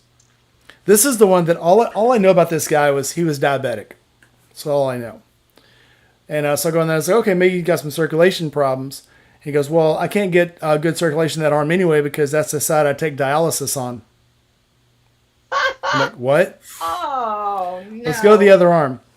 So go to the other arm. I still can't find a pulse. So I look up and Melissa walks in. I'm like, call 911 now. She calls 911. These clowns show up. They come in. The dude's got his eyes open. We've got him in a wheelchair. We're wheeling him out to package him. And they're like, they can't get him either. So they got the 911 on him and they can't find a pulse. So then they stand him up. Walk around a little bit. Oh, there it is. We found his pulse now. Yeah, he'll be okay. And I'm like, this dude's dead. You guys need to take him. Well, I don't think we really need to take him. And so his wife gets him in the car, drives him up to the VA. As she gets to the VA, he fully crashes. He fucking goes out. Yeah. So they come out and grab him, run him in. When he gets back, a couple days later, he starts asking about, and he says, can you fix up some Epsom salt bath for me? And I need to soak my feet. And I said, what's going on? He goes, well, I got all these sores on my legs. I go to pull his pants legs up. He's got sores all over his legs. I'm like, holy, I don't mean like little blisters. I'm talking the dude had sores all over his legs. And he's like, yeah. And that's when I found out he had heart disease, kidney failure, liver failure, was on dialysis, and had diabetes. He's on dialysis and he's not following the program. He had to go through, well, dig this. This dude is supposed to be taking in 16 ounces of fluid a day. Right. He's taking soup because he's thirsty. He's eating, oh, well, I can eat ice chips. Well, I can do this. Well, I can do that because that's not drinking fluid. I'm like, no, that counts on your fluid. This dude would go in twice a week for his dialysis. They had to drain fluid off of his abdomen every time. One time they got 5 liters out of this dude. The dude looked like he was pregnant. And they would do this every week. I'm like, you have full organ failure. Your organs aren't holding in your fluid. He goes, well, they said it's not common sometimes with kidney patients. And I'm like, dude. G-Mom, I'm gonna be the bearer of bad news. He's not following the freaking program. He's probably one of those dialysis patients that goes, oh, hey, I'm about to go in for my treatment. And then he downs a bottle before he goes in there. He was doing it every day. No, he was doing it every day. And then 6 months later, he's bitching about how, oh, I lost my feet. You lost your feet because you're retarded. Now, he ended up dying right after I left. The dude would leave and be gone for like 3 or 4 weeks at a time. Go in the hospital. They wouldn't release him. And then they'd release him to go home. And I'm like, they don't need to be releasing this dude. He's going to die at home. But yeah, he's like, well, soup doesn't count. Ice chips don't count. I can take small sips of water. I'm like, no, you can't. You can't. You need to go. If you can't drink more than 16 ounces of water a day, you need to be at home. You do not need to be at work. But he eventually ended up dying, so it sucked. I love the dude. But this all kind of ties together. And I'm not saying that people have to go take classes. I mean, you don't have to go take a class to learn this stuff. YouTube University has a whole bunch of stuff for treating patients. Okay, Yeah. it's simple nursing. It's a channel. It's on YouTube. It's great. It's great for studying the NCLEX too. But here's Yeah. the deal. If you're gonna ride with people and you give a shit about them, learn some stuff to treat them. Okay. Also, know if they have any medical issues, you know? Yeah. Know all that stuff. Just know kind of what you need to do to help Yep. somebody out. Also know, Yeah. CPR doesn't save everybody. 8 or No. 9 out of 10 are gonna die, and there's nothing Yeah. you can do about it. Okay, if their heart stops, Yeah. you have a 2 in 10 or 1 in 10 chance of actually getting them through and keeping them alive. But you get to know that you made the effort. You did everything that you knew to do because you took the time to study it. Even Yep. if you're not certified, even if you don't have a card and you don't have a license, you still studied it and you did the best you could so you can live with yourself later and say, I did everything I could do. Make yourself feel good and do your best to keep them alive. And that's what's going to work. And that's just that should be part of your standard safety. It's like buying a helmet. Learn how to treat, because Yeah. guarantee Yeah. you, if you're riding with other people, somebody's going to wreck. And they're going to Yep. get hurt. or sit on a My muffler. rant is over. My rant's over. Oh, by the way, Thank God. I'm with you. if you've been drinking and you're out riding and your buddy gets hurt, that just means that you're going to be a little slower at treating them. Okay, so part of the safety thing. You save Yep. yourself, be able to help somebody else. Yep. Be ready because his blood's going to come out even faster. Our Yeah, Yep. When we had our EMR training at the steel mill, we had an old guy, and he's talking about where they used to teach ABC still. Now they go to CAB. And he's like, yeah, then they finally realized if you're trying to give somebody chest compressions and you hadn't sealed all the blood yet, it just squirts out a lot faster. We're like, what? you gotta stop them from bleeding out first. So, but yeah, there's some protocol. Yeah, there's all kinds of different scenarios. Babies don't ride motorcycles. Maybe you're gonna start doing CPR before you're gonna call 911. Yep. Just different. There's different things, but watch a couple of YouTube things, and if you start to forget, watch them again. It's I not- took a pretty decent first aid class that was aimed towards motorcycle rider safety. And, for the common layperson, it was really a good class. It didn't have a whole lot to offer me, but it was nice to know that kind of stuff is available out there. yeah. And even Yeah. if you're not the main saver, the EMR team I was on at the steel mill, there may have been, out of the 40 guys that were qualified, there may have been 10 that would actually know what to do in a severe emergency. The rest of them just knew how Yeah. to strap people on the litter, how to get the ambulance to tell the ambulance where to go, and how to do the paperwork and write down BPs and vitals. So learn Somebody's something. got to be the doorman. Yep, learn something, and you can still be the person that helps. So. Yeah. Yeah, I had guys telling me. So our EMR out there, of course, we had confined space guys, high angle rescue guys. We had space cleanup, HAZWOPER guys, and then you had the medics. You had to qualify everything to be on the team, but when it came time for broken bones and smashes and blood and burns, you might have 10 guys on your team that would show up. You might have 2 that actually took care of the body. Everybody else just kept all the crowds back and went to guide the ambulance in. And that's what was needed. No harm in that. So if you learn anything, you're an asset. Yeah, stand there and wait for whoever whoever is leading the crew, leading the code, you'll hear people talk about whoever's leading the code. So whoever's the lead on that, and it can be anybody. It can be the one pointing, going, "You call 911. You run over to my bike, grab that Ziploc bag out of the back. I'm going to start CPR now." That's how that works. We had one- If Yeah. nobody else is doing it, take charge. We had And one if lady nobody that else was is doing it, we had one lady that was just good at holding the head. That's what she did. She grabbed the head and talked about puppies because she had a nice, soothing voice and could keep their attention while we did everything we had to do. yeah, I don't know how many times I've sat in the back seat of a vehicle and held somebody, until we could brace them out. Try not to bounce them around. But remember, also, you're in the field. You're on the road. Try not to do any harm. Do no harm. Also Yeah. know that if you're in the middle of the traffic lane and there's no other cars around, and the guy's on his bike laying in the middle of the road, probably want to get him off the freaking road so you guys both don't get run over. Okay, if you gotta drag him off, drag him off. Be as safe as you can. Be as safe as you can, but get out of hazard. Yeah, don't. I'm not Yeah. saying pick him up and sling him over the guardrail or anything, but you know, kind of, Fireman's carry, go. way, you know, and really that's basic stuff. I'm not saying that people have to go pay and do all this other garbage. You can learn it. Literally, go on YouTube, search it, learn it, and even if you just do it once, it's fine. I'm not saying anybody has to or anything, but yeah, it really help. It really would help out a lot. So, and you're taking care of your friends, and we all love our friends. So we do what we can. And it's just part of the safety thing. It should just be a basic part of the safety thing. So it's everybody's personal choice too. There are some people that just are not going to be able to handle that emergency situation, and Sure. maybe that's the guy that's going to stop traffic. You know, Or So, scream That would at be you when my the cars daughter. don't stop. She would be the person that would be like, "Oh fuck, there's blood." Oh, yeah, there's people that Yeah. pass into with blood. The headache. So yeah, you tell them, hey, go down there Yeah. and point. Go to the corner down there and point at us when you see the ambulance. You know, When I was at the brewery, had a guy that cut his own leg off on a forklift because he was driving it like he was driving Daddy's Cadillac. Had his leg hanging off of it and drove by a column and sheared his own leg off.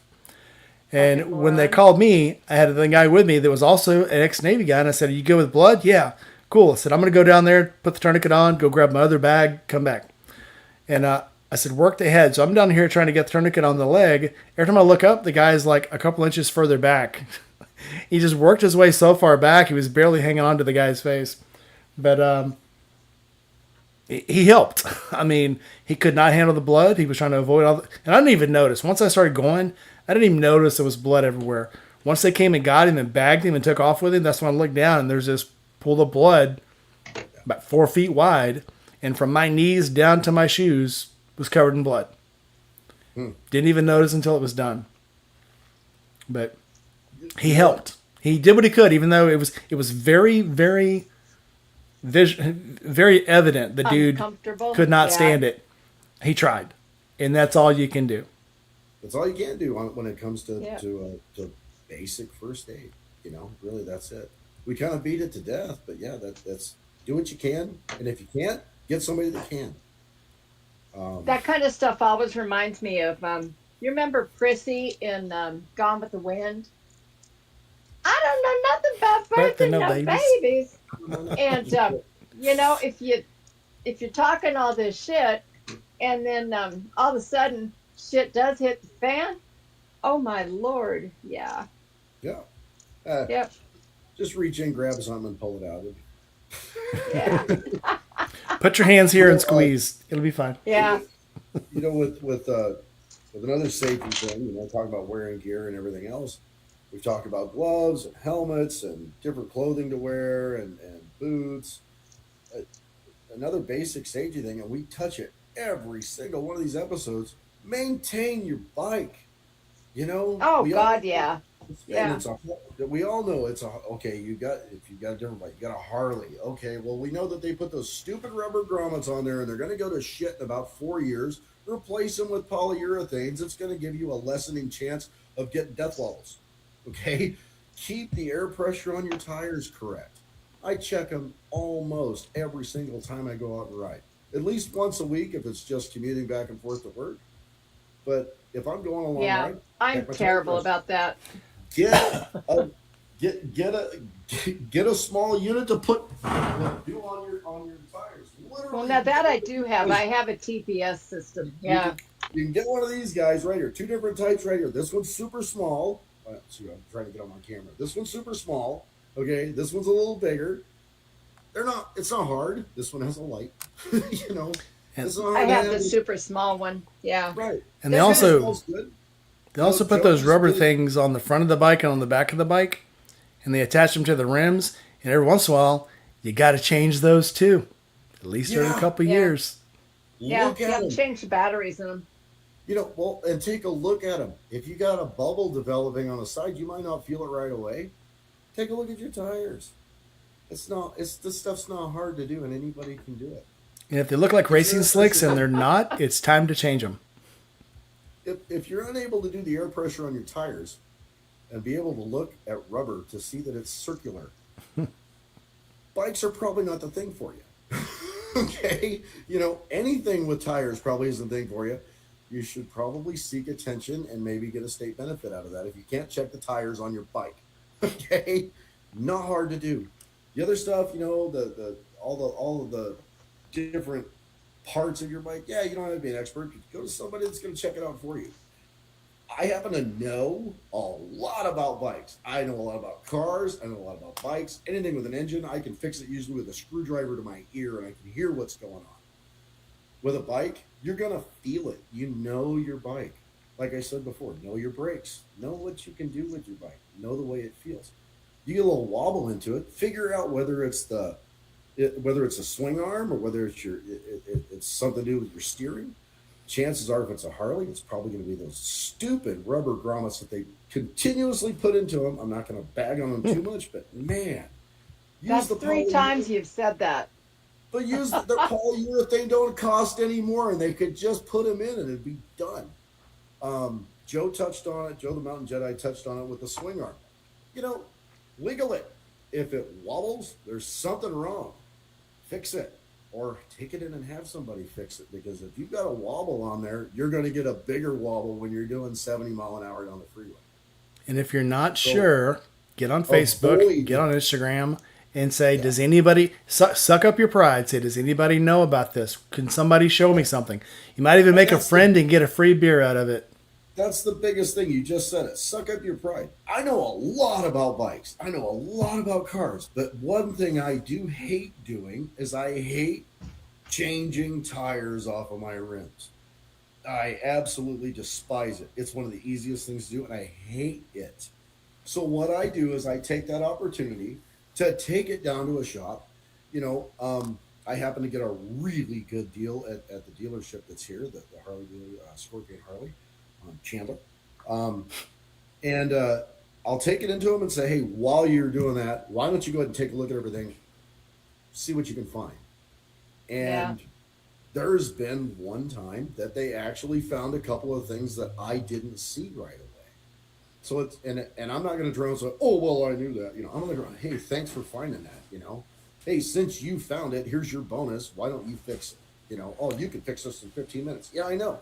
But However.com. You fix it, I'll pay you. There's always going to be something. I mean, as smart as I think I am, you're always going to have that what now moment. Yeah. And I got mine when I invited Gina over. Yeah, I know about chains. I can change a chain. I can equalize your chain. She brings the chain, and when she breaks the master link out, it's a riveted master link. I have never put on a riveted master link. It's like, no problem. We'll go down to Honda. We'll just get a master link with a clip. We'll put it on there. And they give us the wrong damn master link, and now her bike's torn apart in my garage. Now what? You know what I did? I called somebody smarter than me, and he told me exactly what to do. I called Joe the Mountain Jedi, and he said, here's what you do. And we fixed it. And see that it kind of goes along with and that crosses over into employment too. It's all in how you treat people. Whether they're gonna be good with you later. And Joe touched on that. And really, it's like the new guy thing. The F and G, right? It's the new guy. I take that opportunity. We get that new guy. He shows up. He ends up going to pipelining school, or we call it pipelining. Is what we do. It's not actual pipelining work. It's pipelining education. So these guys come out of school after they've done 8 to 10 hours a day in class for like 3 or 4 weeks, sometimes up to 8 weeks, and they've done a bunch of practicals. They show up, and the first thing it seems like everybody tells them is, oh, he's a new guy. He doesn't know what he's doing. I grab him. Hey, what did they teach you? Tell me all about it, because they might be teaching something new, and then they go, wow, Doug actually cares. That mechanic down at the dealership, he might be pretty new. He might have been only doing this for a year or two. He might have done, gone to MMI and learned a bunch of stuff, and that's great, and they still getting experience. He might turn around and say, well, I don't know what it is. It's some kind of a wiring issue. Okay, well, what is it? Is it a low voltage wire? Did they put a wire on there that's too big? This literally happened this week. Not on a bike, on a generator, and big diesel generator, 30 kW, and so I was like, it's a wire. What's wrong with the wire? Oh, we think it's broke. Let me check it. Check it for continuity. Well, it's the insulation on the wire. It's all cracked. You can run your finger along and it's cracked, so it's got to be broke. It's not broke. What it is they put too big a wire on there. It was a 14 gauge wire, and it had super low voltage going through it. And one thing that they do not teach is if you got low voltage going through a big wire, then the first thing to go is that insulation. The second thing that happens is the copper crystallizes in that wire from low voltage and it fractures. Just as an example, when it comes to safety equipment, take a look at your stuff and kind of know what's going on. If you bop your head somewhere, get a new helmet, like Rainey said. Call the manufacturer. Send them an email. Hey, I bopped my head on this with this helmet. Yeah, it was just a great brand. Just wanted to let you know. And then what do? They turn around and send you a new helmet. Yes, because to them it's two things for them. It's testing, it's real world testing, and it's publicity because it's word of mouth now. And one of the things that they didn't say was, "Well, how long you been riding?" Long enough to have a wreck. Yeah, they didn't say how long. They just know, hey, this is what's going on. So, with anybody new, I kind of look at them and say, "What have you learned? Tell me what you've learned." Because chances are, I'm probably going to pick up on something and go, "Man, I should learn that too." You never know. You might find out that somebody, I don't know, used to be an RN. You might know that somebody used to be a medic. Used to be a paramedic, and they start telling you all about all this stuff that we just got in depth about. Where probably half the people are kind of like, huh? It's watching like watching Dr. G. People have been enthralled. Yeah. So, but yeah, you never know. You never know who you're talking to until you get to know them a little bit. And if they're a dick, well, screw them. I'm gonna learn off somebody else because I don't want to talk to someone that's a dick.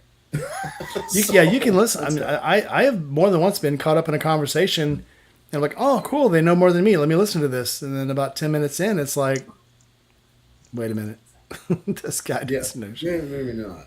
He talks some good shit, but again, give everybody that opportunity because you can learn something. Yeah, you're gonna find out something, even if it's somebody that's new that doesn't have all the experience in the world. You're gonna find something out. I'm sure that probably 2 or 3 people that are going, rubber grommets, what's he talking about? YouTube it, or exactly what you're talking. Do some research, yeah. I mean, and that's the thing is we're all a community, and like I was telling him the other day was telling Joe this that bike people love to talk bike. No matter what we're doing, we'll stop. I mean, unless we're doing something that's like super urgent, we'll stop and go, "Oh, you want to talk bike?" And we'll talk bike all day long. Yep. You want to talk about LS Chevy engines? I'll talk to you all day long about these engines. So yeah, and same thing with bikes. I'll talk bike all day long. I don't care what I'm doing. I'll make the time. And this. Everybody knows this from watching Steve get on. He'll get on and he'll talk about bike product all day long. Yeah. Because he's proud of what he does and he knows it. And the only way that you pick up is by talking to people. Go into the Harley dealership, talk to them new salesmen, the young ones. They know everything about the newer bikes. There is shit on those bikes that were not on there 5 years ago. And they will tell you all about it because they're excited about it. Well, the crossover to this unless they're not bike people. Yeah. Well, unless they're not that one guy. Oh my God, I can't believe you said that. Oh my God, that was so cute. You're a Harley. Yeah. Oh, I love going to my dealership. I'll walk in, they're like, "Come check this out, check this out." I love it. There's an inside thing, Jim. Oh, she told me. Yeah, she told me. Yeah. But no, it's kind of like that. The other thing is when you're talking to somebody about bike, you're going to run into them. You're probably going to ride with them, and you're getting to know them. You're going to get to know them. You're going to see how they ride. You're going to see what their attitude is, and like I just said a minute ago, if they're a dick, I'm not going to ride with them. Hang out with them. That's it. But if they seem to be rationally, it's a little bit rational, and they kind of know what's going on, chances are I'm gonna grow to trust them a little bit better riding next to me. So talk with your people. It's a big safety thing. Yep. Know what they're gonna do, not just what they say they're gonna do. I follow her lead. I've rode with enough people and been in enough group rides to when you get beside somebody, I've seen so many wrecks because somebody will say they know what they're doing, and then all of a sudden they're causing a pileup. Well, And it's kind of like this. If somebody were to ask me, and real situation, somebody comes up and says, "Hey, what do you know about this engine?" I'm gonna go, I'm pretty good with it. I'm not gonna go, "Oh my god, every little detail." I'm gonna go, "Yeah, I'm pretty good with it. Let's see what we can figure out." And that guy that says, "Yeah, Yeah. I've been riding pretty good. I'm doing all right," but if they sit there and they drag it out for an hour, there's probably a lot of talk. So, you know, if they turn around and say, "Yeah, I can keep up with you," Tima. I never said that. I never said that either. We just found that out. just it was implied by the twist of the throttle. Yeah. And it's one of those things. You kind of talk to them, see how they are. They prove themselves. That's how that goes. And there is no shame in saying I am new. It's probably not a good idea to ride next to me. Yeah. Hey, I'm new. I've had some of the best experiences when I said I have never climbed. I remember saying that to the guy. I've never climbed antennas before. What do I need to learn? Yeah. You won't die. Yeah. But yeah, what do I need to learn? The first 30 feet's the hardest because if you fall from there, it's going to hurt. But after that, it doesn't matter. Because you'll die. Yeah, because you're going to be dead. So You just bounce a little higher. It's not going to hurt. So, but it's kind of one of those. It's one of those things. When I first started with anything, I'm the new guy. I don't know. I'm not sure what. I'm going to be watching a lot of what you're doing. I'm going to go and have to do this stupid class, and we're going to roll through it, and I'm going to pick up as much as I can. And then 2 years later, I'm going to do it again, and I'm going to learn more. And now I go in and I sit there and I kind of go, okay, just give me the test. So, but being the new guy is not bad because everybody's going to talk to you. And if they don't act like a dick, well, they can go F themselves and go find somebody that's nice. Be kind. Be kind. Being kind is one of the biggest safety things in the world because you're going to learn more. People aren't going to talk to you if you're a dick, So be kind. You learn more. And people watch out for you. If you're a dick and you fall off your bike, I'm probably going to stop and help you, but I'm not going to make it hurt less. So, Point. Yep. All right, we're about up on our 2-hour mark. If you guys notice, I dropped the link. I have a new t-shirt shop where the t-shirts are cheaper. The t-shirts are $22. You can get coffee cups, mugs, fanny packs, even socks. One of the options was to put logos on the socks. I was like, why not? Somebody's going to need some Rainy Rider socks. I let them go. Why not? Did you get wristbands? They have wristbands. Need wristbands. They have do-rags. You can get Come on, man. We remember this from the 70s. You can get dude, I'm going to get some wristbands. You know what? That's perfect because I always end up with that little tan line right here. Yeah. I'm getting some fucking wristbands. It can be the rainy wristband. I'm doing it. I have a bunch of keychains in the bag and I need to start giving those away. So I'm going to get some keychains with my logo on it. That'll be cool. Hey, are you going to post this link on Instagram? This link? Yeah, the link for your merch. I already did. Okay, I will get on there and I will repost it on mine as well. So, yeah. I will throw them link up. I have it on YouTube, Facebook, Patreon. What's the one that the new Insta? Threads. That's where it's at. It's on Threads. It's on Threads, not Instagram. You put the link up and it doesn't show up as a link. It's a little nuts. Anyway, wasn't it like the late 80s or early 90s when it was like your clothing was called Threads? Threads. Hey, everything has a different name now. Yeah. Everything means something different. Wait till 2030. They'll be calling them Threads again. Yeah, I still say rad. So Rad. I heard on Stranger Things, they said gag me with a spoon. That's back. Now kids are saying that again. It's like, Wow. wasn't that like 84 or 85? It was the 80s. It was early 80s. Like gag me with a hairy Cheerio. Yeah, I knew it was spoon. That was the Valley Girl. Valley Girl, yeah, with That was Nick, the Valley Girl Nick, time. Yep. Nicolas Cage. Oh my God, that's great. Oh yeah, like, comment, subscribe, hit that bell, buy a T-shirt, help a brother out. It don't cost a whole lot to keep this channel going, but I do have to buy shit every once in a while. So with that, let's go. Let's pick some music. Let's not do the number 6 porn show this time. What else we got here? It was good talking with everybody that showed up in the chat. Glad everybody showed up. Keep supporting the channel. You know, Rainey's working hard at this. So I'm doing what I can. let's add Riverside let's advertise, make it FM. successful. All right, like, comment, subscribe, hit that Powered by bell. Let's go out with Riverside some Christmas music. I ain't play Christmas music. No, not just kidding. All right, I took those notes down. I'll see you guys in the next video. I'll be putting headlights on the bike this week and some driving lights. So that's what my video will be about on Monday. Gma, what do you got a video coming out on Monday? Yes, I do. You want to give us a teaser? Nope. She hasn't made Keep it yet. your shirt on. All right, I will see you guys in the next episode. Peace out. See It's going to everybody. be a longer video. That's Oh. about the only teaser I have. Yep, mine will be as long as it ends up, I guess. So I'll be in touch with you guys. All right, like, comment, subscribe, hit that bell, and I'll see you guys Monday night with a new Bye. video.